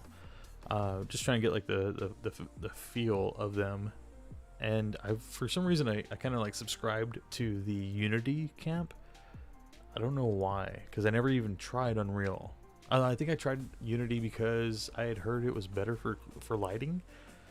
But it's like, if you're gonna use something for dicks out for Blender, um, if you're gonna use something to the point that the lighting quality is the defining factor between which engine you use, not to say that that's not a valid perspective, but rather you're probably really, really fucking good at what you do if that's the one defining difference. Being that I am still a brand new newbie to all of this, I realized I shouldn't have predispositions against any one app. So I've decided to play around with all of them. So for now, I am focusing primarily on Blender. I want to knock this little project out, this little house, before while I'm doing this, rather, I am also watching some more tutorials so that I can get a better grasp on what's possible. So I'm kind of doing it backwards, right? I'm like trying to do like a proof of concept at the same time that I'm studying, or rather before I'm studying. But I feel like, it's okay to try stuff, right? Why is there even a hallway there? There's no doorway. God. Or we could have the front door to the home should not be in a hallway between the two bedrooms. That's dumb. Oh, I know what we need. We need to have, definitely need to have a bathroom, right? So we could put a bathroom where? Do we want to put a wall right behind this kitchen counter? It'll be cool to see what stuff from Blender applies to the new stuff. Excited to see your journey. Thank you so much, man. I hope it's fun. I hope I come out with something that'll be like worth watching twice. If I can get that, I'd be really pumped. That would make me, man, if I can get the hang of any of this stuff, I'd be pumped. I'm really enjoying learning all of it. Just toying around with stuff, man. Like, look at this. I love how this looks. Just the fact that I can, like, see a room that I just created. You know what I mean? You could look around this house and see that there's no windows. But, yeah. I feel like we should put a TV up there. Right now, you might meet with an interior designer and get some tips. So, like I said, one of the tutorials that I'm watching, let me see if I can find that. That is actually,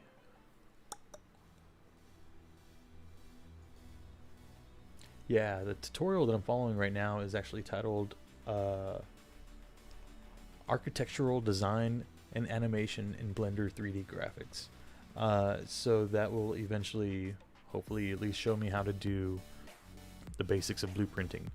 I'll probably just steal that design, like whatever I design, and mirror it or something, just so I can have like a rough idea of the house that I want to have. The end goal is to get like one really cool like render of the outside of a house that looks fancy, because if I can do that, then I'll be like, all right, cool, I can do that one thing. And then from there I can tweak it, right? I can make pick and pull whatever little tricks I learned from that into being useful for other projects. Would those bedrooms be right there? I'm feeling real weird about that hallway because there's no doorway, right? Because we have a door on this side of each room, and then there's, oh, never mind, I figured it out. What we'll do,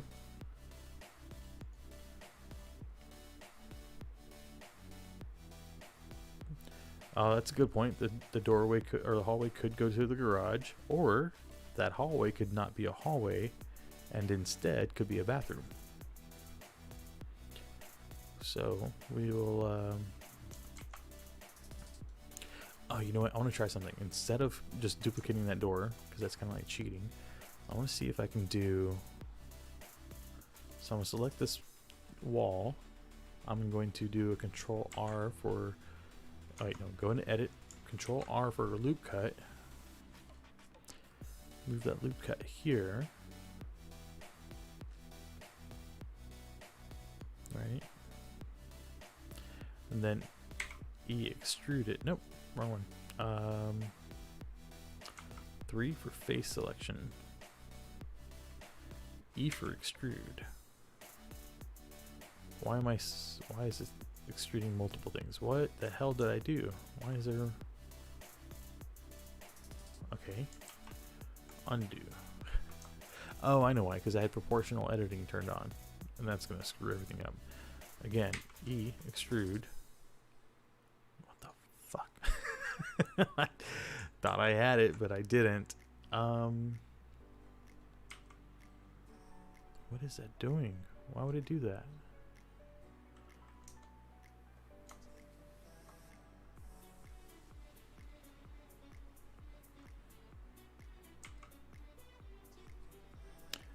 What is the math behind this? How is it? What is it grabbing? It's like beveling the outside edge of like. What the fuck? All right, that's dumb as hell. I don't understand.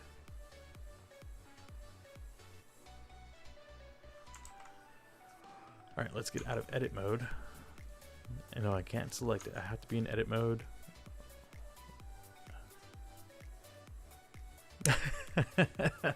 I love the what the F questions when learning something new. It's good for your brain. That's true. I have learned at least 1 or 2 things during this stream that ironically had to do with proportional editing. But you see what I'm doing here? Like, I'm extruding just this face. Oh, I know what the hell I'm doing. Okay, wait. I'm pretty sure I know what's going on. So, we're going to select this wall. We're going to go over here to solidify. We're going to apply. We're going to apply the solidify modifier. Go back into edit. Maybe. Oh, look at that. It works. Holy shit. Oh, man. That's awesome. Okay, cool. So now we got to see, like, if I was an architect, I would be doing this stuff on purpose. But I'm not. I'm winging it. We're winging all of this. Edit, Control R, loop cut. Yes, vertical. Go back to vertical. Go vertical. Vertical. There you are. Come on down to here-ish. Boom. Okay, so we've got that loop cut. Out of edit mode. No, wait. Stay in edit mode. 3 for face selection. Select the face. E for extrude. Oh, it works. God, that feels so good when you get it to do what you want it to do. And you mean to do it? Like, what is that? Yes. Alright, so now I just gotta, like, I'll 3D design a toilet or something later. But yeah, we'll do like a... Here, let's do this. Look at our little blueprint. We're gonna... Why can't I erase? Oh, because I'm not using this stupid... What is this called? The grease pencil. Come back over here. We're gonna... There we go. We're gonna delete all this. Because this is... obviously, everything is going according to plan. This is exactly what we intended from the get-go. I guess this was a fireplace? I don't remember. Maybe a stairwell? I don't know what was supposed to go there. Erase this wall. Is that a bat? I don't know what that is. It's like a... There we go. It's like a stove or something. Okay, cool. Doesn't it look so clean? Super cool. You can draw and model your stuff. Yeah, so I'm using a... so from my days as a photographer, right? I have a Wacom tablet, right? This is like the Intuos 5 Wacom Medium. And I used to use this for photo editing. You know, there's the stylus, and you would use the stylus to like brush on brushes when editing your photos. Yeah, so now, yeah, you can use the this little tool over here. I think you can see that, right? You can see the mouse. There's a grease pen, and it's just for like being able to like, I don't know what it does, but it does draw on stuff, and therefore it can give me a general idea of what I want to, see in my blueprint. So are you using the tablet exclusively in this? No, I'm not. I'm using my mouse because my mouse, I'm not sure if you were here when I was talking about it, but it's a Razer mouse that has a numpad on the side of it, right? And that numpad, so in Blender, you control the view of the view with the numpad, right? So like certain buttons will change the perspective of where you're looking at your project from. Yeah, so all those things do different things. My keyboard is it's a Razer keyboard that doesn't have a numpad. You cannot use the numbers above your letters, like the 1 through 0, in lieu of the numpad, because they do different things. So if you look up here in the corner, here, let me move and select something here. So we're going to select this wall. Now, if you look up here in the top left corner, I'm currently in object mode. That's what you're going to use for like 90% of like the time when you're navigating. If I hit tab, it goes into edit mode, and that's how you get all these other little tools and stuff. So these three little boxes right here, you have vertex select, edge select, and face select. So we're looking at this this wall. If I hit 1 for vertex select, you can see up here in the corners,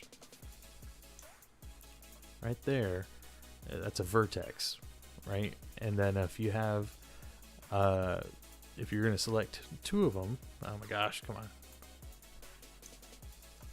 Oh wait, oh snap, I see what's going on. Okay, sorry, you can only see one over here, that little black dot, and one over here. Because this is a 3D object, you would normally be able to see 2 more on this side, right? And then some on the bottom of the object. But we don't see that because we only see the 4 here, right? 1, 2, 3, 4. Because when I created this wall as a plane. And just to give like context, just to give context, I'm putting my little origin thing over here. I'm going to do Shift A. I'm going to get out of edit mode and go into object mode. I'm going to Shift A. I'm going to add a mesh of a plane, which is how I created the whole floor inside that house, right? So this is a 2-dimensional object. It has a top and a bottom. But if I look at it from the side, it disappears. If I look at it from the top, you see right there. And if I look at it from the front, it disappears because there's 0 thickness. But if I add a modifier to it called a solidify, it automatically increases its thickness by 0.01 meters, which is 1 millimeter. So if I increase this to, and we can increase it to 1,000 millimeters, that's a meter, right? 1,000 millimeters. It's using the metric system. So now it's like a big old block. It's not quite a cube because it's not the same size on each side, but that gives me, that's the thickness of that object. However, in Blender, nothing is true until you apply it. So I have to apply. I don't know if you can see that from, yeah, my head's probably in the way. But if I hit apply on that modifier, and sorry, that's where I was changing the size of it, right? See, I'm doing that. So it started off at like 0.01 meter. So I would hit apply, and now that thing actually has some thickness. So from the top, I can see it, but now from the side and the front, which you can tell which perspective you're looking at. Right now, I'm looking at the object from the y-axis. If I look at it from the right, I'm looking at it from the x-axis. If I look at it from the top down, I'm looking at it from the z-axis. I'm not sure how GitHub works, so I don't know But yes, apply is like committing changes at all, right? Like whatever modifiers you're adding to to an object, hitting apply will make sure that it retains that. And it's kind of like a forever thing. You really shouldn't be able to delete or undo those. But yeah, I'm assuming GitHub is like, you're talking about like versioning, right? Like, so if you were to have like version 0.1 of a program, and then you update some stuff and you apply like 0.2, like version 0.2, and then hit apply, and you would update the software. I'm assuming. I've never worked with GitHub, so I don't know if that's the right way to discuss that, but yeah, that's kind of like the idea behind it. So what stood out to me a minute ago when I was trying to explain, cool, thank you for confirming that. What I was trying to explain earlier about the axes, sorry, not the axes, the vertices. If I'm in edit mode and I hit the if I hit 1 above my letters above the Q, I'm in vertex mode. If I hit 2, I'm in edge mode, and you can kind of see how, looking at this thing right here, if I hit 1, I can see the vertice of this one object. But because we have not applied the solidifier, then let me rewind a little bit. The first time I created that wall was for like this back wall, or maybe this side wall in the kitchen right over here in the corner. I applied it because I wanted to have some thickness so that this window would be able to sit kind of like inside the sill. I don't know if you can see that pretty well, but see how it's like right in the middle of that? I had to solidify this wall so that I'd have some girth to it. And if you can see over here, it's 0.15 meters thick, and then the glass itself doesn't have any thickness right now because I haven't applied any modifiers to it. But anyway, so because I never applied the modifier to this wall, and I use that wall as like a duplicate for all these other walls, then they're all stuck in the same kind of purgatory of not having been solidified, really. So if I'm in edit mode and I only see 4 vertices, and if I actually go up here and click on this little icon, which is the X-ray mode, I can look right through it to see if there is any other vertices available, but there's not. But if I get out of edit mode, select that wall, come over here and hit apply, now this wall should be solidified. So now if I hit edit, now you can see that there's double the amount of vertices. And because I selected this one wall before hitting tab to go into edit mode, it's the only thing that will light up, right? If I try to select any other device, I'm sorry, object in the scene, it correct, they are not true 3D objects yet. Everything was 2D, and it was kind of like momentarily 3D, but still pending, right? And so as soon as I said apply the change, it then became a 3D object. So now it's got 3D amount of vertices. So because like 1 vertex is a vertex and 2 vertex are vertices. So now that I can see double the amount, that gives it depth. It gives it like a real, shape. But anyway, so that's what happens like with the 1 above the Q. If I hit 2 above the W, I get to edge mode. And so if I go into edge mode, that is literally anything that is going to be connected by 2 vertices, right? See how these like 2 little dots, 1 and 2, are connecting this line right here. If I hit 2, I can select just that edge. Whereas if I were to just use vertex mode, if I select that and then I hit G for the grab tool, I can move that wherever I want. So do you have to apply that to the other walls to get the vertices? That is true. I will have to move. I'm going to have to apply it to everything because I didn't think that far ahead. But now that that's a 3D object, and I grabbed one of those vertices and I just yanked it wherever I wanted it, and I get out of edit mode, now in object mode, that wall looks like that. It's going to be a spiky wall. You're right. And so that's how 3D modeling works. I'm going to Control Z this. I'm going to come back over here and focus on that same vertex. Now I'm going to hit 3, and this is in edit mode. I'm hitting 3 above my W and E keys for face select. As you can imagine, a face is going to be anything that's connected across a bunch of vertices. So this is a face. See how it selects just the face of that shape, or I can select this side, and you see these little black dots. Those are the center points of each of the faces. So I can select a face of whichever end of this object that I want, and if I were to hit E for extrude, I could extrude just that wall, right? And so that's kind of neat, because then you can make things as thick as you want, or go in. You can extrude it inwards. So now we have kind of like not an inset, but a recess, right? And so that is the extrusion tool. What is really cool is if you select that face and hit I for inset, you can inset into that face. So if I do that and then extrude, I can extrude just that section. And then I can do, so I can also, while I have that face selected, I can do S for scale. If I shrink it in, it shrinks it in across all of those faces. And then if I want to extrude that, actually, you know what, let me inset again. Then E for extrude, S for scale, I for inset, E for extrude, S for scale. So what's cool is that, like, depending on how close your mouse is to the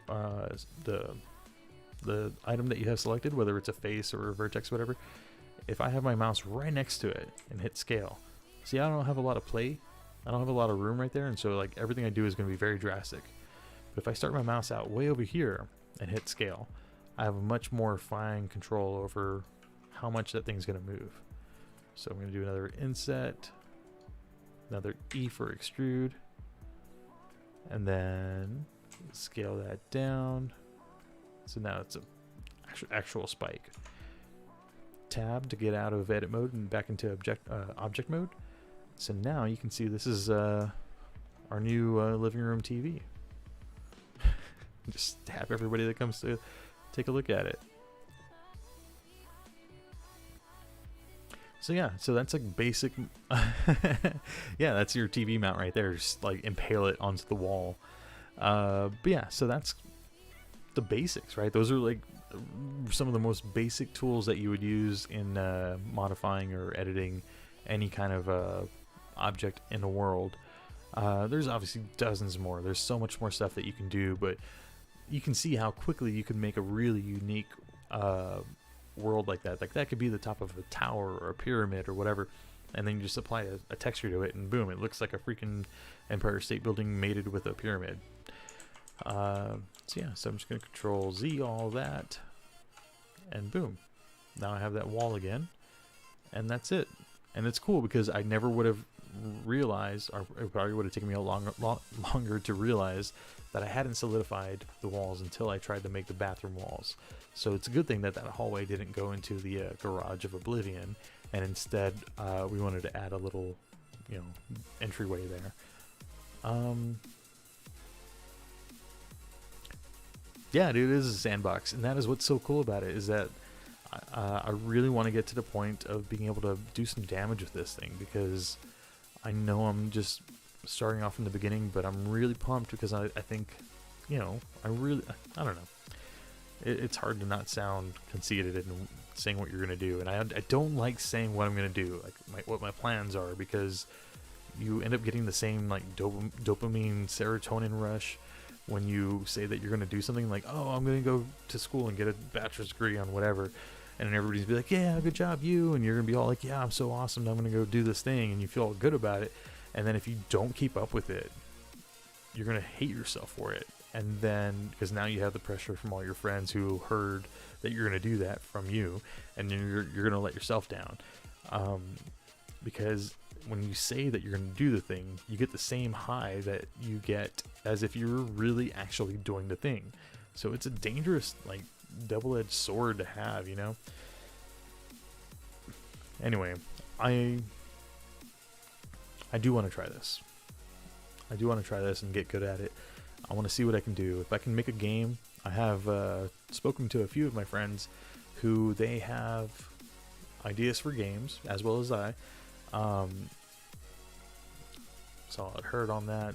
So many unfinished projects are the worst because it's like looking over an elephant graveyard.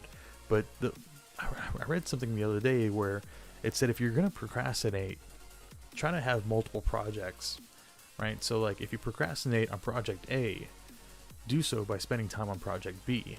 Whatever that is, try to make them productive.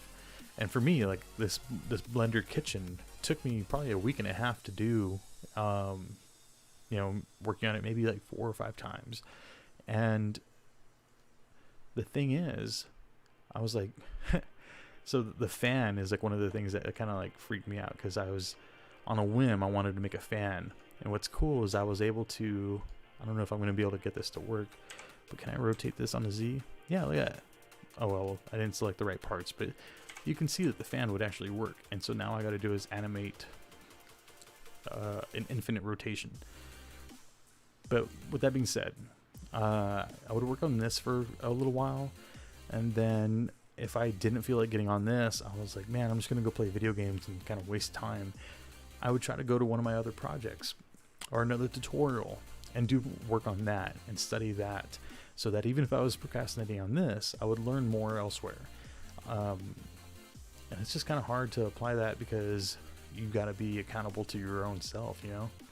That's just something that, like, especially for creatives, it's the hardest thing in the world, because you don't want to schedule spontaneity, you know? You don't want to schedule creation or whatever.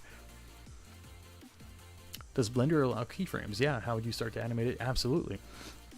So I have minimized it right here to save some space on the stream window, but yeah, I can bring this up. Let's do something super basic, because I don't even know if I'd be able to get that thing to rotate, but let's try this. Let's do, and I haven't done anything on here, so forgive me if I ruin stuff. Trying to find where my fridge, is this the fridge? I have like 3 different fridge things. There we go. Okay, so I'm gonna select Cube 003, which I believe is the refrigerator door that I made. So what I can do, what was it? It was I think. So if I hit spacebar right off the bat, you'll see that it just starts playing. That's just like one of the things built into Blender. And then shift left arrow to go back to the beginning. If I wanted to do, how would I do this? We'll say, okay, I'm gonna hit I, and it says insert. Does that show up on stream? I think it does. I don't know if you can read that, but this is, it says insert keyframe menu. So you have location, rotation, scale, location and rotation, rotation and scale. These are all the things that it's asking, what do you want to apply a keyframe to? And in this situation, I'm going to say, I guess, location and rotation, right? And so you see this little icon popped up. It's just like a keyframe in Premiere or iMovie or whatever. And then if I move forward, we'll say 30 frames in, and then back up here in the viewport, I'm going to do R for rotate. I'm going to hit Z for the Z axis. I'm going to swing that open. And then I'm going to I, location and rotation, back up to 60, and then R, Z, back. I, location and rotation.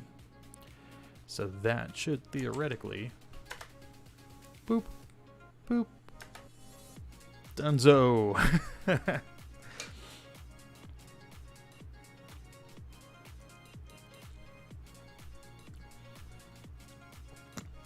Now,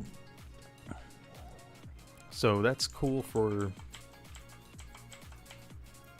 a proof of concept, but the fan up here, I've already looked into it, and basically, like, I'm gonna use the same method that they use for getting people to, getting animations for like vehicle tires to spin.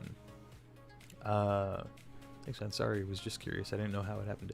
Yeah, no, absolutely. I'm glad that you asked, because I wasn't sure if an animation would work on this, because I never did one on this project.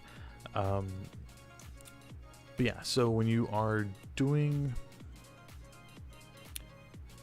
animation, you have a lot of different editor types that you can look at. So one is like the 3D viewport, the image editor. Under animation, you have the dope sheet, the timeline, the graph editor, and drivers, and nonlinear animation. Let's see if I can do. This isn't going to be the right way to do it, but I want to see if I can animate the fan. Man, I don't even know. Oh yeah, here we go. Should be these 4 guys. So we're gonna add a keyframe, location, rotation. Oh wait, we already know that, so we'll forward up to 30.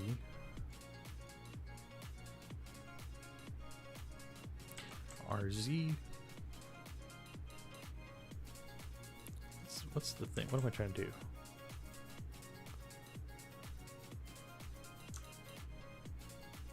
Okay, so the top right corner, I don't know if you can see it, but it was the degrees that I'm changing it. So if I were to change this to rotate it by 45 degrees over 30 frames, location, rotation, Shift A to go back. So you can see, okay, wait, sorry. So the crazy part is, like, so many hundreds of keyframes in one place. Imagine 5 seconds of an animated film, and the work it takes is insane. Absolutely. Yeah, so far I've done one animation that was probably about 10 seconds long in Blender, and it was I think it took me like 3 hours to render. And it was like stupid basic. And granted, I wasn't making things as what's the word? You know what I'm talking about. They weren't like as smooth as possible. They weren't optimized. And so I'll probably figure out how that works before I do anything else. But if you notice this fan, if you watch this fan, when I hit play, do you see how it like speeds up and then slows down? Not the fact that the animation's coming to an end, but that it is like it's the best I can describe it. Does it allow scripts to animate something continuously so the fan keeps spinning? Sort of. And that's what I was going to show you. So if I expand this and then go back into, what is it? The graph editor? This is that animation. And you can already see how it's going to get a little bit crazy. But you can edit that graph in a lot of ways. And in editing that graph, you'd basically turn it from like a sharp upward scale to like steps, like an analog, or no, sorry, like more of like a digital step. I don't know. I've watched a YouTube video on it. I have yet to try it out myself though, so I don't want to give you any more information that may not be accurate. But just again to say like how it can be done. Yes, it can be done like that. I'm gonna delete these keyframes before they get me in trouble and I forget about them. But yeah, so it's that easy to make an animation in Blender, and then you just have to like scale it out to the entire project that you're working on.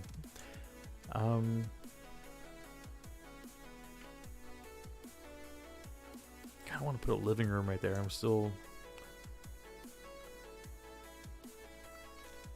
What would go back here? Gotta figure out something that would go back here. I mean, we could put.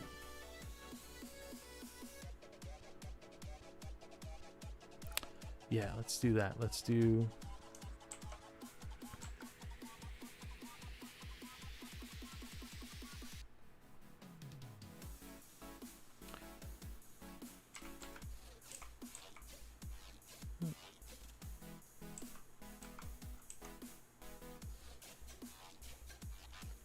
Hey, Michael Logan, what's going on, brother? How are you, man?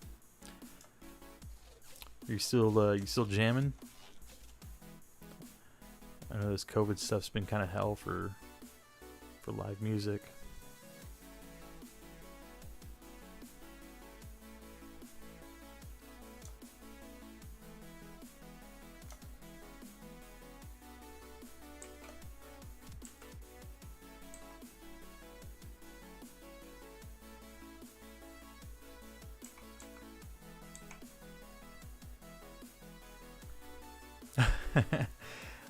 Can you? Oh yeah, y'all can see each other. Yeah, because y'all like so. Michael's on Facebook, and then Frost is on Twitch. Oh yeah, slow, but I'm still cranking music. That's cool, man. Dude, like I was just talking about that earlier. I wish I had music. What do you call it? I just had. Wish I had music. I don't know. I'm not musically inclined, and so I wish I was because I feel like that'd be a hell of a way to pass the time. I have like 4 guitars sitting right next to me, but I just it doesn't like I know how to play them, but it doesn't sound like it.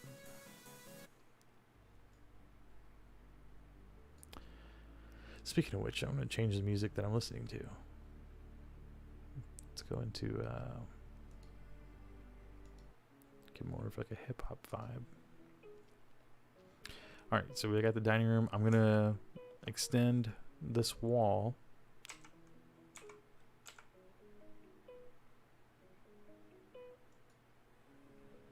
Bro, congrats on the house, man. That's fucking sorry. That's cool. Where'd you what side of town did you go to?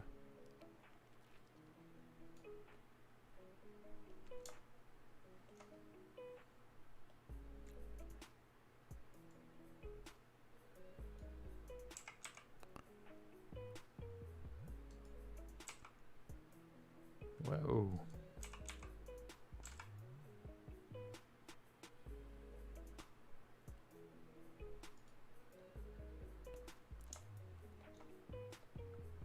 Nice, nice. I'm excited to see what you do with it, man. You are definitely one of the more creative people I know. I'm excited to see what you apply to your abode.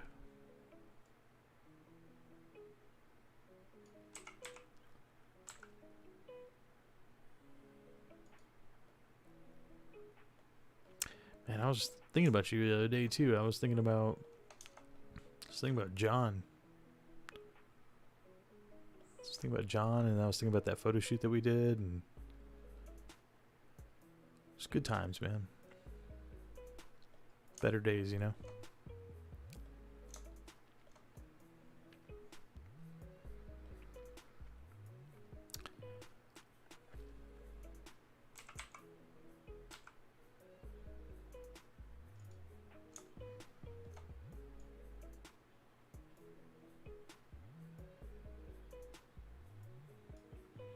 Yeah, I was talking to a buddy who actually had a I think he's the one who got his motorcycle actually. I think they're getting it all up and running again. I'm not sure what they were going to do with it. I don't know if it was going to go to family or if they were going to sell it or what, but that's not what got me thinking about him. I think I saw somebody. God, who was it? Was it Jonah? Somebody else posted about him, and it just kind of got me thinking about it. And I was thinking about that night at the studio when we did the photo shoot, and me and him were outside talking about motorcycles and just shooting the shit. And it was really cool because that was the last time I saw him.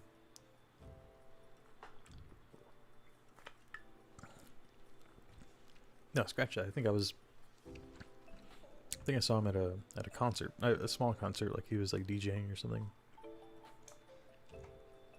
Roland Gaia synth. I gotta Google that. Give me a second.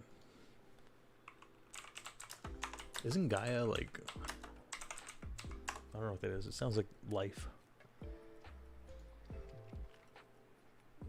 Holy shit! That thing looks wild. That's.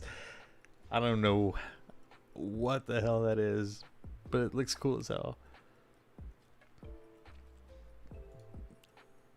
What is?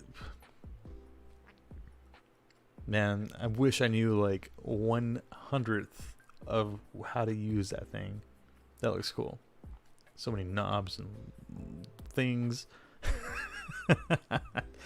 That's cool, man. Do you get to use it a lot? I'm sure you do. I know you. Yeah, that thing's probably like just dirty sounds. Dude, make something. Make a sound for me and then post it on Facebook. Just give me give me a riff or something that you can do with it. I want to hear something like Nine Inch Nails style stuff. Okay, cool. I think I have an idea. All right. So looking at this, I still don't know where the what do you call it? The main door, the front door is going to be. But I've got the kitchen right here. Got a dining room right here. Living room right here with a big ass TV right here. Bedroom. Bedroom. Bathroom. No, dude, I don't think I'll ever be able to hold down a pattern. I can't hold a rhythm to save my life. Thank you though. And maybe I would love to hang out and just jam someday. I don't think I was the president. Oh my god, both my shoulders just popped. I was the president of the guitar club in high school. Sorry, vice president of the guitar club, president of the chess club. And that was really the last time I was ever around other musicians where I got to jam with them, because I think I realized I wasn't that good. And then after that, I picked up a camera and started working with other musicians to make them look good, because I was like, well, if I can't be on stage, then at least let me make these guys look as cool as they sound. And that's kind of where I took it. I'm trying to figure out what to do with this whole back half of the house, or if I should just chop it off, because I've got the bedroom, bathroom, kitchen, dining room, living room. That'd be cool, man. Oh man, that'd be really cool. I would love to like stop by your studio and just like one, just to see like you like working the controls and stuff. I have a lot of admiration for people who work on their tools, their the tools of the trade. Anybody who knows their way around that and can like make it look cool when they're doing it, I admire the shit out of that, dude. That's really cool. Hey, give me a second. I'm gonna I actually gotta take a leak. So I'll be right back.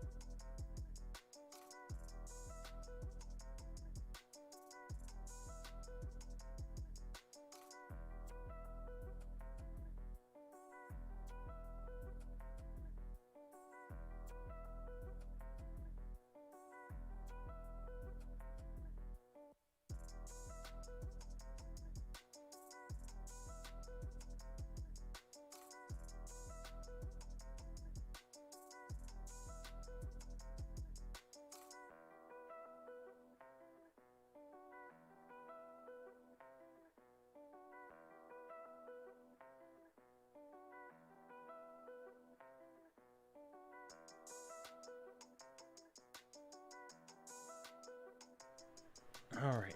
Sorry about that. No, I'm not sorry. I needed a break. Frost, thank you for stopping by, dude. I know you left a while ago, but thanks for stopping by and chatting for a bit. All right. Back to making a world or a house. I don't even know how I'm going to build a door, though.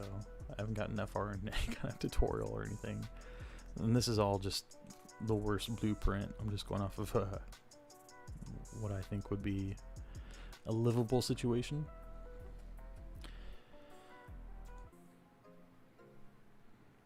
Let me go, so I need some music.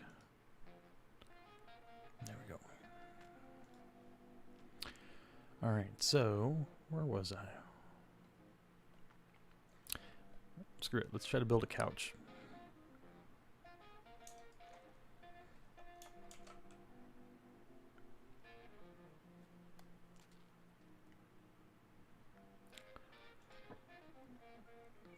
Oh, I can't even see that. Oh yeah, let's go into...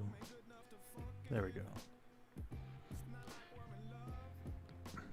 Oh yeah, it's already below it. Ah, not X-ray. Not X-ray. There we go. Oh, wrong one. Alright, this is going to be the best couch.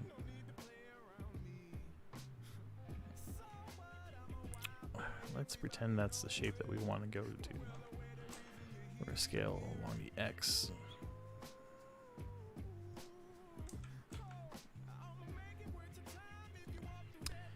And then... okay, you know what? I need to hide a bunch of these things so I can see what I'm doing.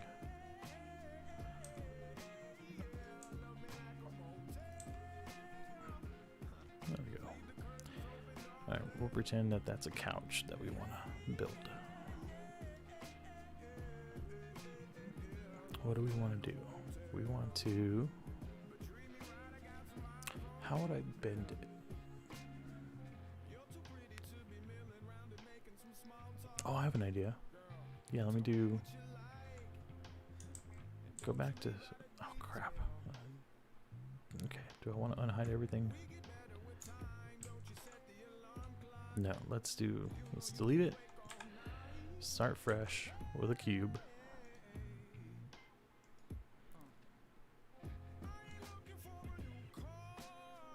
Bring it up a little bit.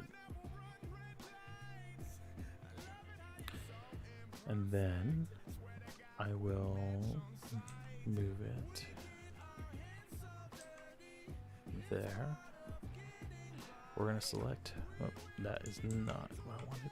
Edit, side, we're going to select this one. Alright, and then we're going to go from vertical. We're going to try this, what is it called, spin? The spin tool. Ooh, wrong. If I extrude, put the point of origin where? Right here? And then, why is it not doing it that way?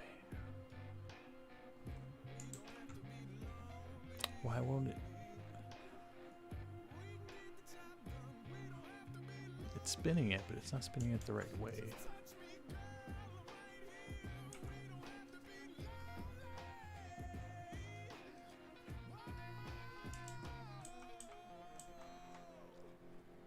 What if I put it right here?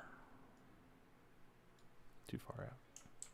Or it's inside it actually. But if I want to pretend that it's going to curve around this, that's closer, but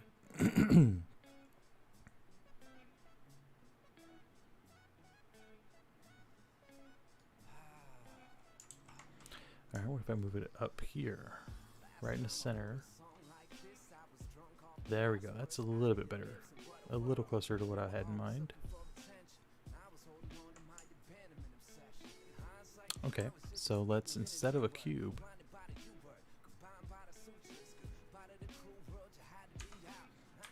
delete that, pop something right here. We're going to shift A. Let me put a plane. Whoa, where'd it go? Oh, it's below the floor, that's why. Bring it up above the floor, roughly right there. We're going to rotate it on the X. No, we'll do it on the Y by 90. Then edit. Select the face, I guess. Put this point of origin right up here.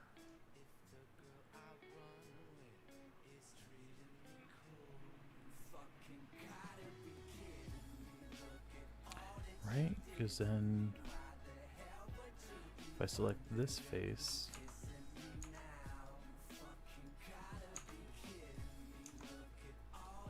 select the face, go up above, spin out from there.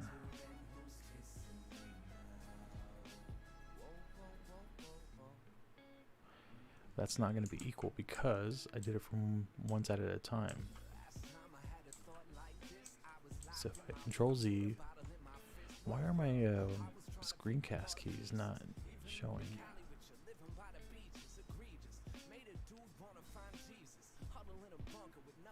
Oh, I know why. Because it's, there we go. And then lower that a bit. There we go. That should be better.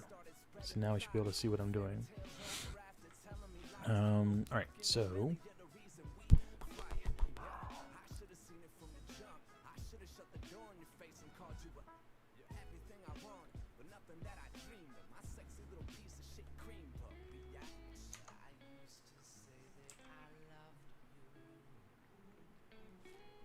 do I want to start it from the edge? Like right there, maybe? And then let's add a solidifier to it just so I can see what I'm working with. There we go. And then rotate it a little bit right there to match up with this.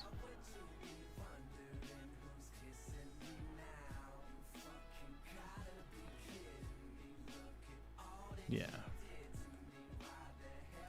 So then we'll scale it.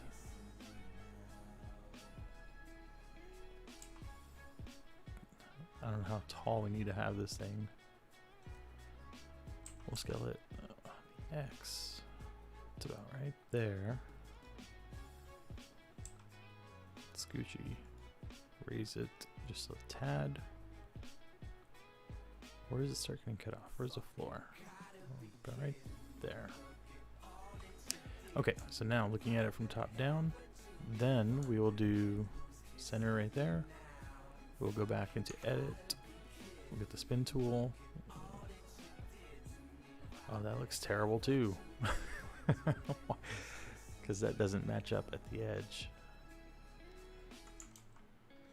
So that's not going to work. Right? Because it's not going to match up with where I want it to be. Delete that. Alright, go back up this top down. Start off here. Do cube. Raise it above the ground.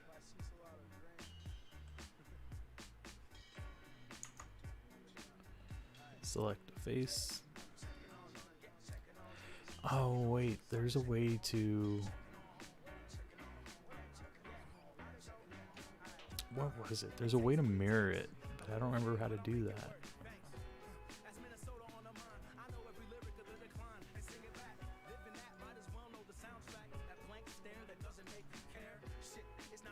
Is it an object constraint? No, that's where you get the boolean.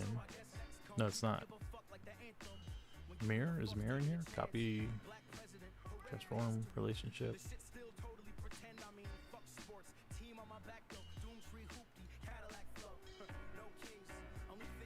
Nope. Okay. Let's Google it and see if we can figure out there. What are we looking for? We're looking for how to mirror an edit mode. Blender.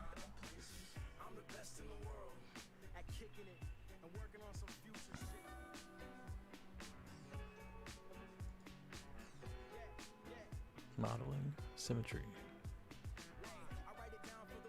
Okay, let's try that. So, actually, can I select two at a time? Shift that. I can. Okay, so now, oh, that doesn't work at all. All right, select just the one side. F3. Can we do a mirror?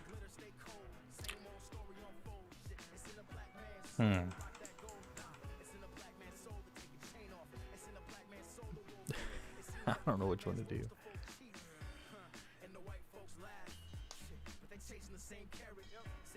The mirror tool in edit mode is similar to mirroring in object mode. Okay, let's try that. Instead of searching for it, which one's a mirror tool? Loop cut, knife, here, rip region, bevel.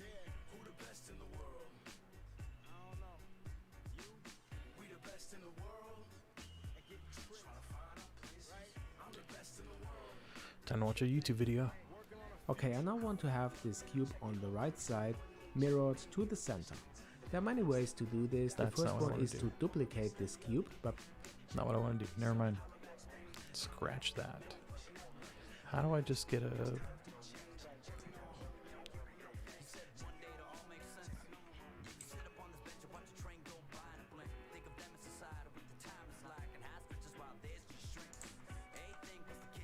Oh, because the origin's right in the middle. Okay. Move this up.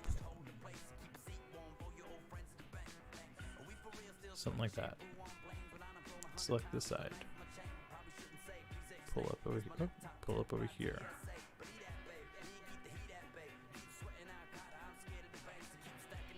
Can we...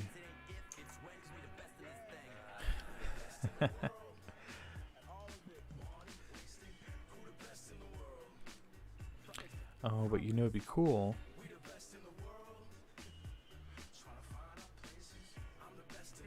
Yeah, because I won't be able to... Alright, we need to undo those. We need to edit the sofa to be roughly the shape that we want it to be right off the bat. Right, so we'll just add another cube.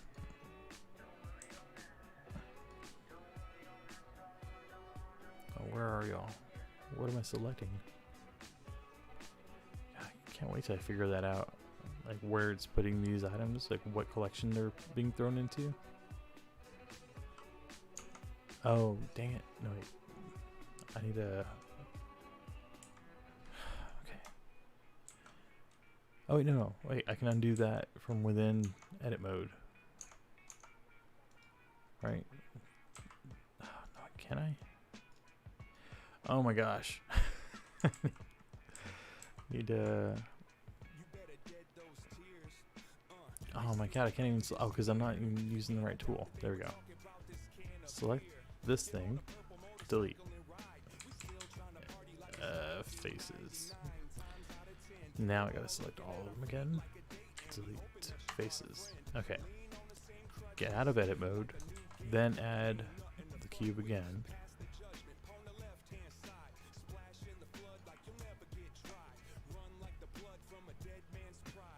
Oh, it looks like it's under donuts. 39 and 40. Okay, cool. So 39 and 40. So I need to do on 39, I'm going to add a modifier, Boolean modifier. Look at this one as the Boolean.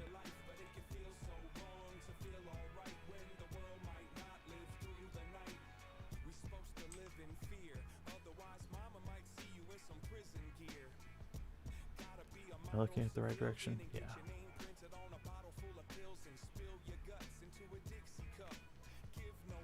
Then we change this cube 40 to be seen as what? Display as textured. We're going to display as wire. There we go.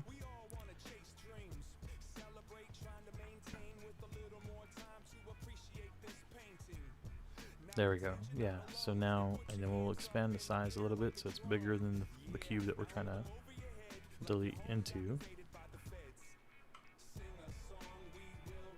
We want to put this about the same size as, or same height. Let's lower this a bit to the floor. Right, because that's roughly the same height as, just a little bit lower than the seats that you would have at a table.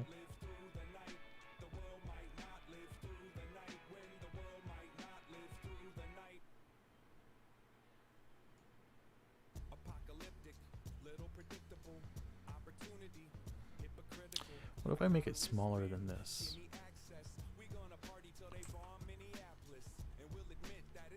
So it leaves arms, right? We'll do that. Where's the stupid front? What axis is that? That'd be the x-axis. X-axis. There we go. No. Okay, I need to make this go away. Not that one either. Control 2, Control 3. No, 3, 2, 1. I don't know which direction that should be in. It should be this way. Yeah, I know I had it.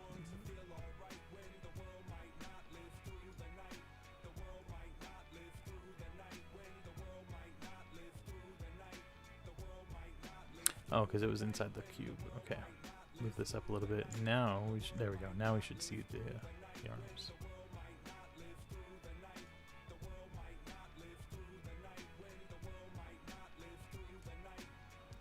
Is that still on par with lower than the? Nope. We got to lower it just a little bit. Put right there. Now we have a regular seat. Okay. So now with that. Oh wait, shouldn't the arms be somewhat lower than the back? How would I do that?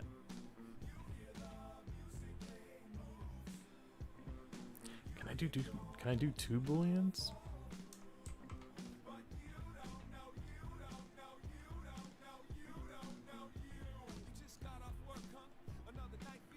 Let's cube 41. Let's point back to the original. We're going to add another modifier, another boolean. This one's going to point to this cube. And then, selecting cube 41, we're going to go to the... What is this? This is the object properties. We're going to display as wire. There we go. Now we're going to expand this across the x-axis.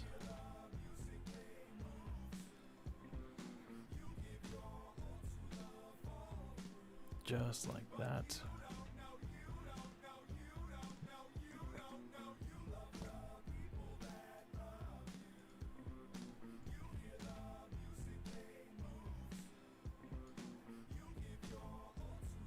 Oh wait, that should go lower because the cushions, yeah, the cushions will be sitting on top of it.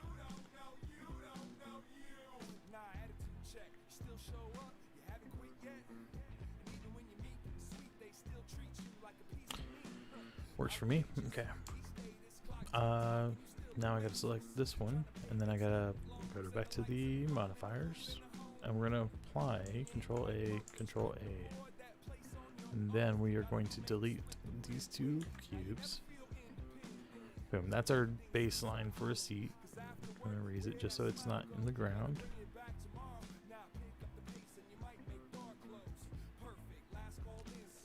Now, oh man, this is not going to work. Because it's going to make the arms like super wide.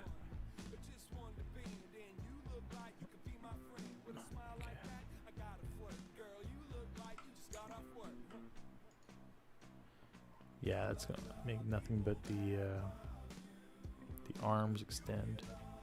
I do the spin tool and then expand. That's gonna be all arm. Yeah.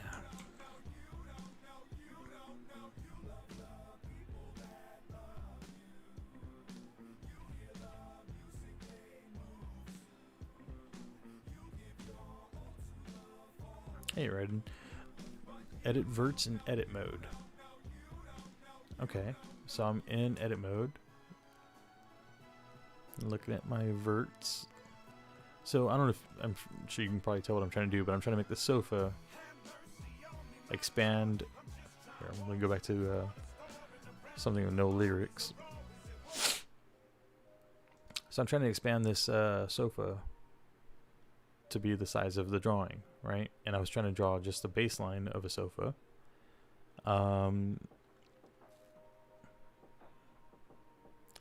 But if I select the face, then it expands the entire arm. Right, see how that works?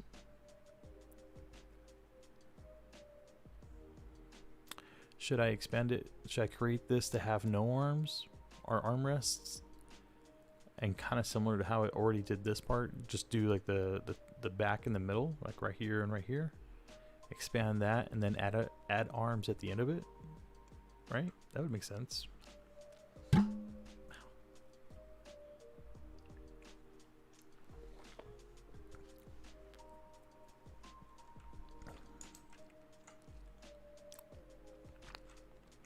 Or are you saying I can salvage it from right here? Well, let's go back to where I had. Yeah, before I apply these, to each, select and move all the arm verts to each edge separately.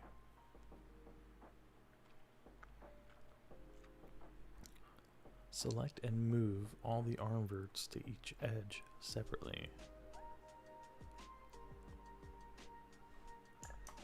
Okay, let's go back to here and Control Z. Yeah, so modifiers have been applied. Looking at this, because if are you talking about like moving?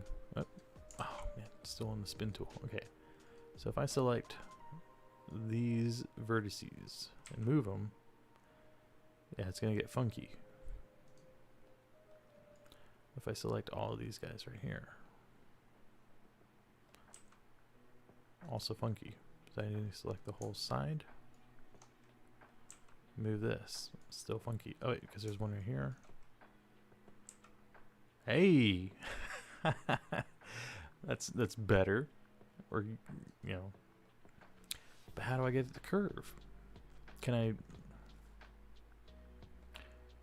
do the spin tool on just those?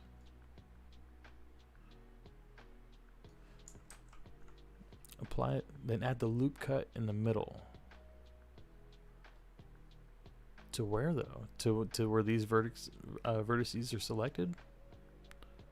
What middle are you talking about? Like right here?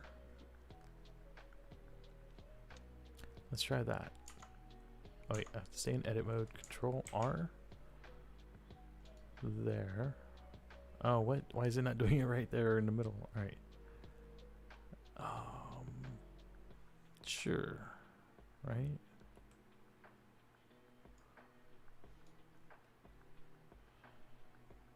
Ooh, what have I done?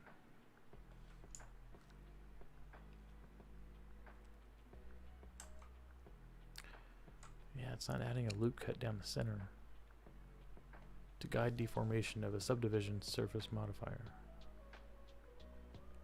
Yeah, but that loop cut's not going all the way down. If it were going all the way down right here, that'd be great, because then it would be able to move just that last like section of the chair. But it doesn't like that for some reason. If I control R back here, it's, come on, vertical, because you don't have clean flow of quads.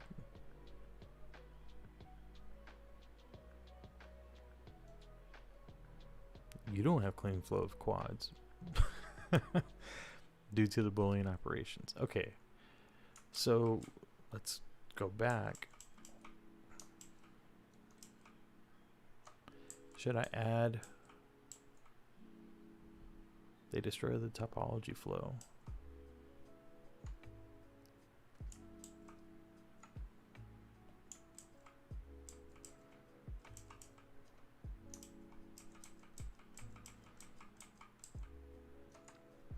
All right, so let me try this. Let me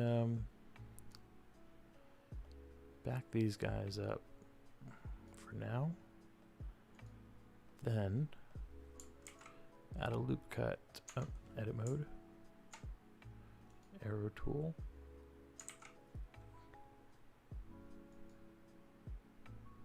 How do I space these guys out? I know you can do that, but I forget how.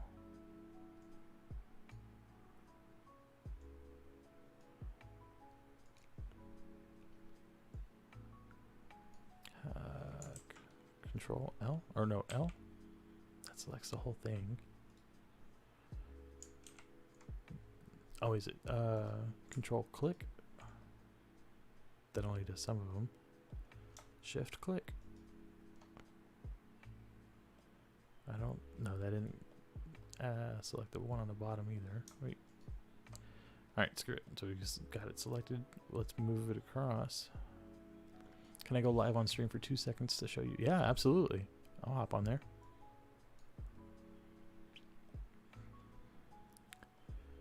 Because look at that. I feel like I've got them where I want them. Right? I feel like they're in the right space. Yeah, take your time. No rush. I'm not going anywhere. Alright, so we've got those there. So now the cuts are there. Let's see if we can bring these bullion babies back home.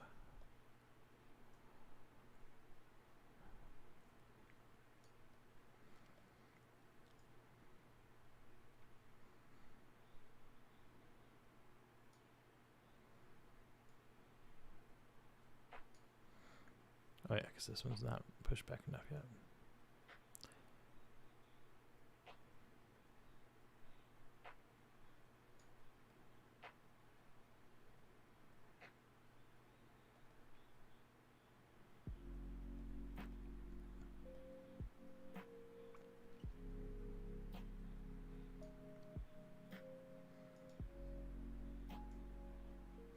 Need room for the couch cushions. Oh wait, this one's not even... oh yeah, because I haven't resized. There we go. Now it cuts off both arms.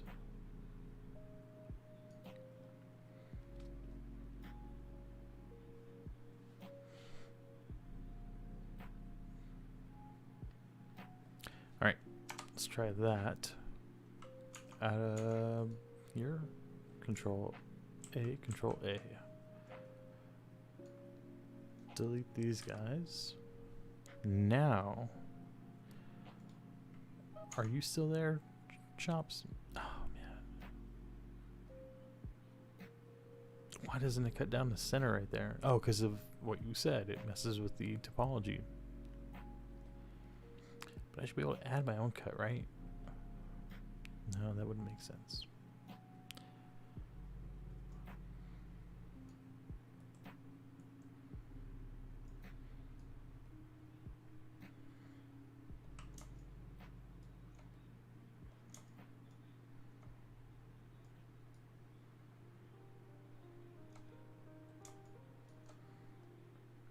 I'm just messing around right now because I know this isn't gonna work. It's gonna like get real foobar real quick. Yeah. All right. It's called fashion. Hello.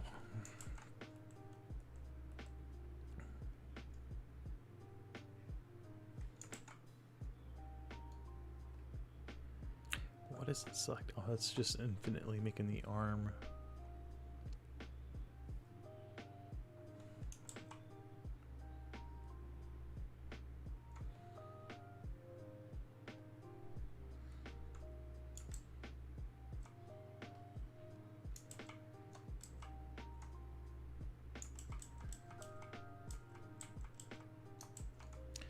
All right, let me see if I can go to your Twitch.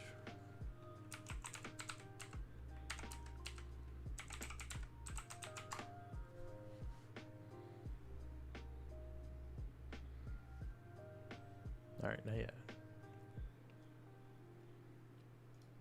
Alright, I'm on your Twitch stream, so just let me know whenever you're, well, I guess I'll be able to see when you go live.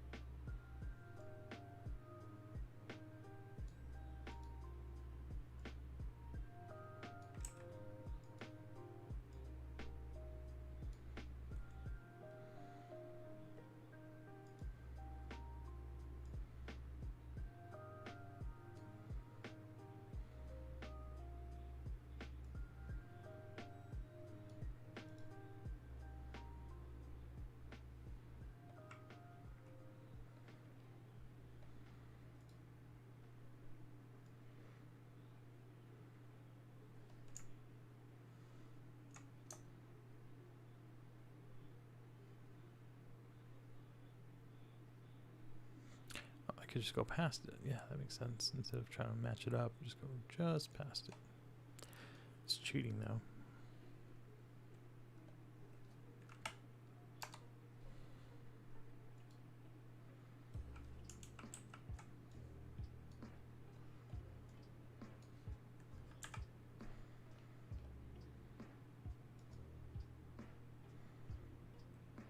Oh no, I need to add some light in here so I can see what I'm doing.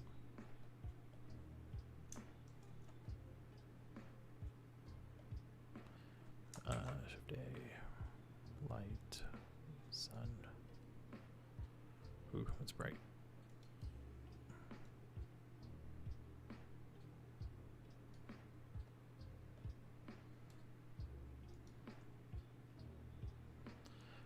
Is render mode the only section where you'll see lighting? Yeah, right. Because everything else just has no shadow.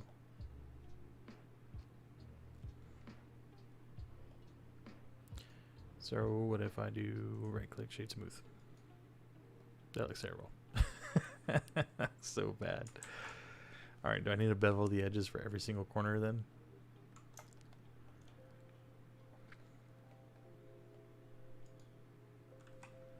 Edit to edge. Select edges. This view is terrible. Select edge. Oh, because I'm on spin tool. Oh my god, there we go. There we go. Okay, these corners, control B, bevel. I never know how to control bevel just right. But I should also select these guys, right, to do them at the same time so they stay even. Control B.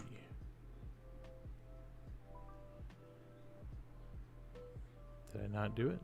Control B. I guess you can only do the ones that are selected then, huh? Can I do the edges too? Control B.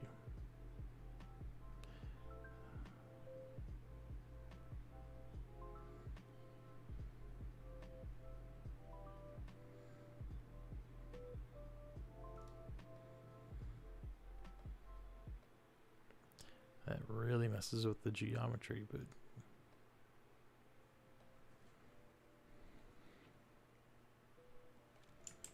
yeah, that messes it up too much.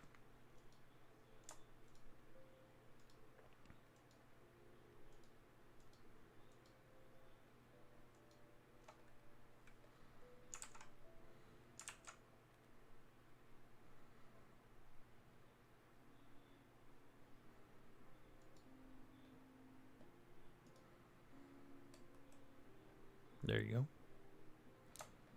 Literally just like a half circle type of thing. Not quite a full half circle, but the general idea. If you need a screenshot or something.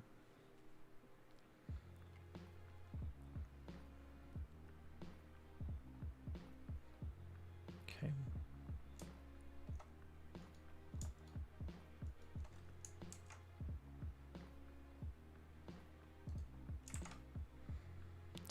Where does the bevel start from? I'm always guessing. Like if I start from the corner down here, Control B. Is it when I bring it in close? No. So when I go to the side? No. If I spin it in a circle? No. If I get really close, see? I don't understand.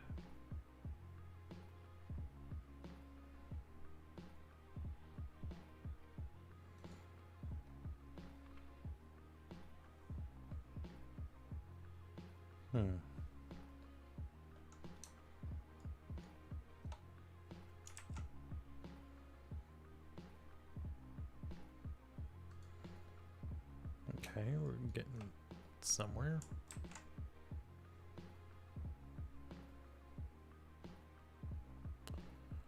What is happening there? It should just be like 1, 2, 3 on each side. 4 with the long one. Maybe 5, 6. Wait, 1, 2, 3, 4, 5, 10.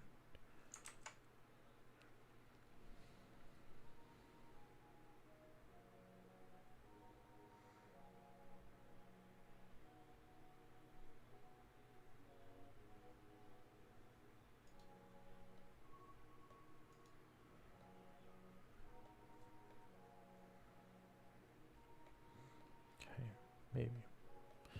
I know I'm going to end up deleting this entire thing, so it's not a big loss, but I'd still like to know what I'm doing.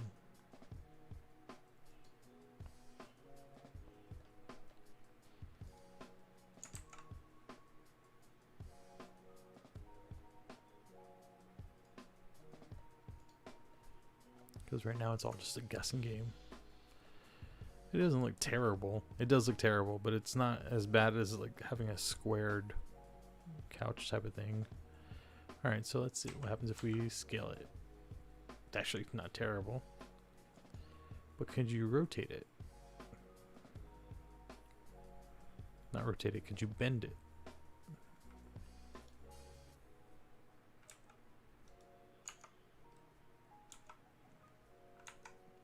Probably not in the shape or function, sorry, in the state that it's in right now, no.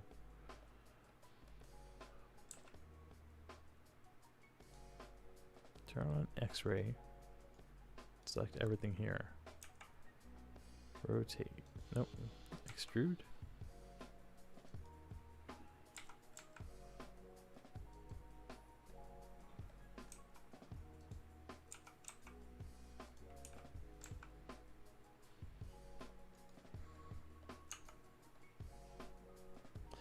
Yeah, it's leaving all sorts of artifacts. That's weird. Plus that geo's jacked up.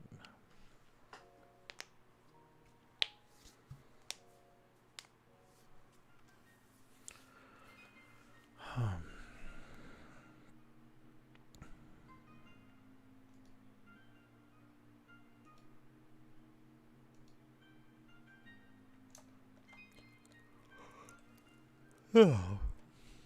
We're yawning.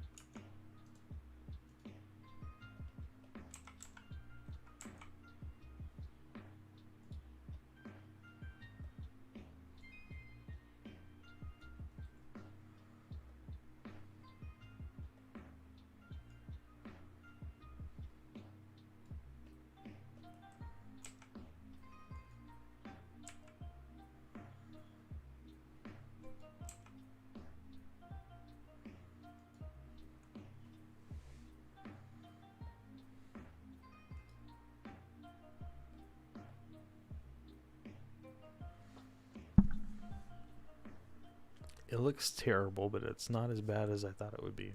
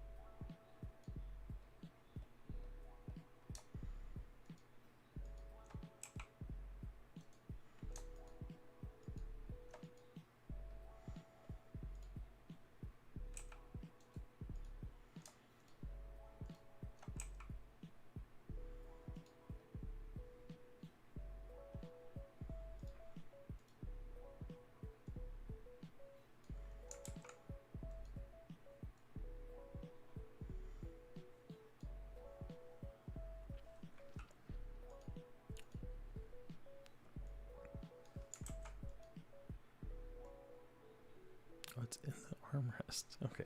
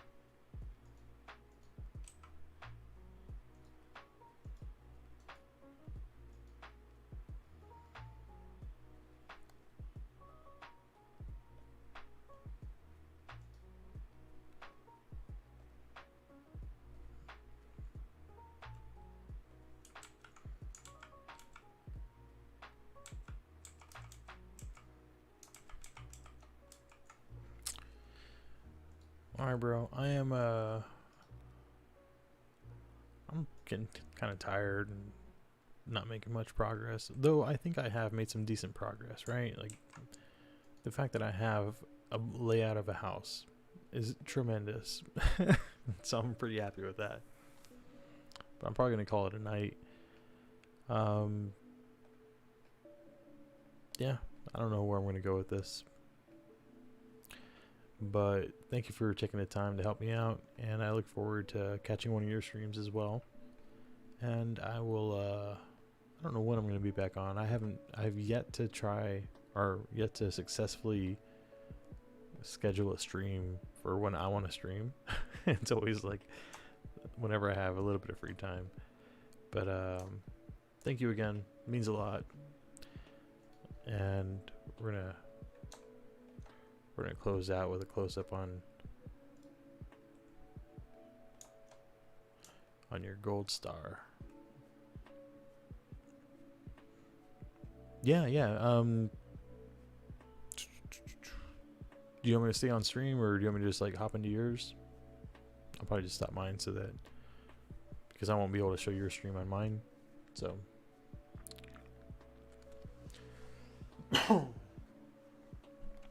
cool. Yeah, let me go ahead and end my stream, and then I'm already on yours. Just oh yeah, I see you're hosting somebody. So actually, let me see if I can do something real quick. I wonder if I can. I mean, now is as good a time as any to see if I can host your channel. Can I raid your? Are you on Twitch right now? If you're on Twitch, I'm gonna see if I can raid you with like just me, because I don't think anybody else is watching right now. Okay, I see you're live. Let me see if I can raid you. I don't know how to do this.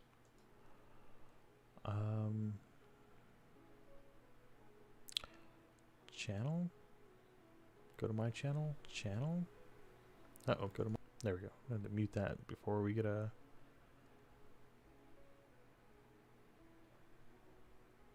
Infinite echo. I don't know how to do a raid. Do you know how to do a raid?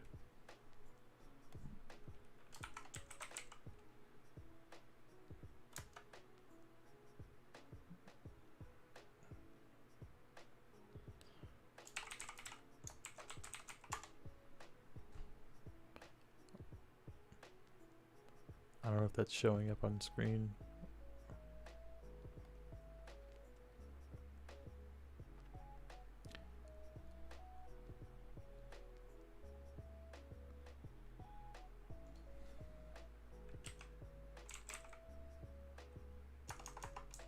Oh wait, yeah, Slash has... Okay, so it's slash raid. Yeah, so what you're saying is like slash host space channel So raid is /raid space channel. So it should be /raid space at Ride and Jamie.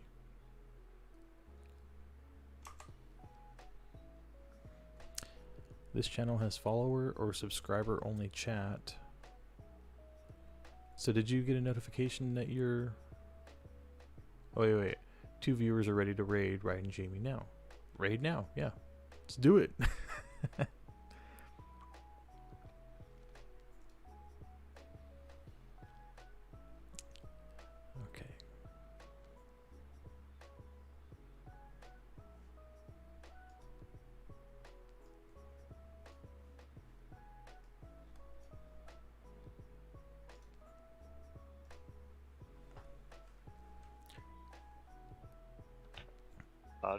Audio check. Okay.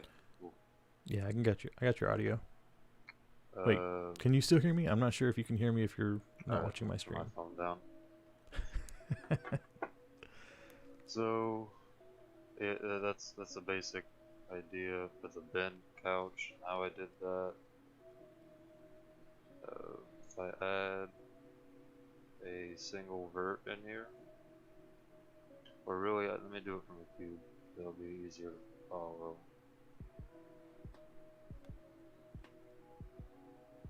I'm in edit mode, and I'm adding an object to something that's hidden.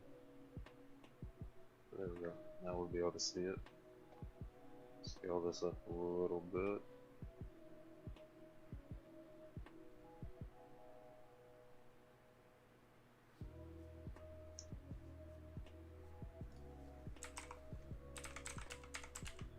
So I'm gonna cut this in half. Edit mode.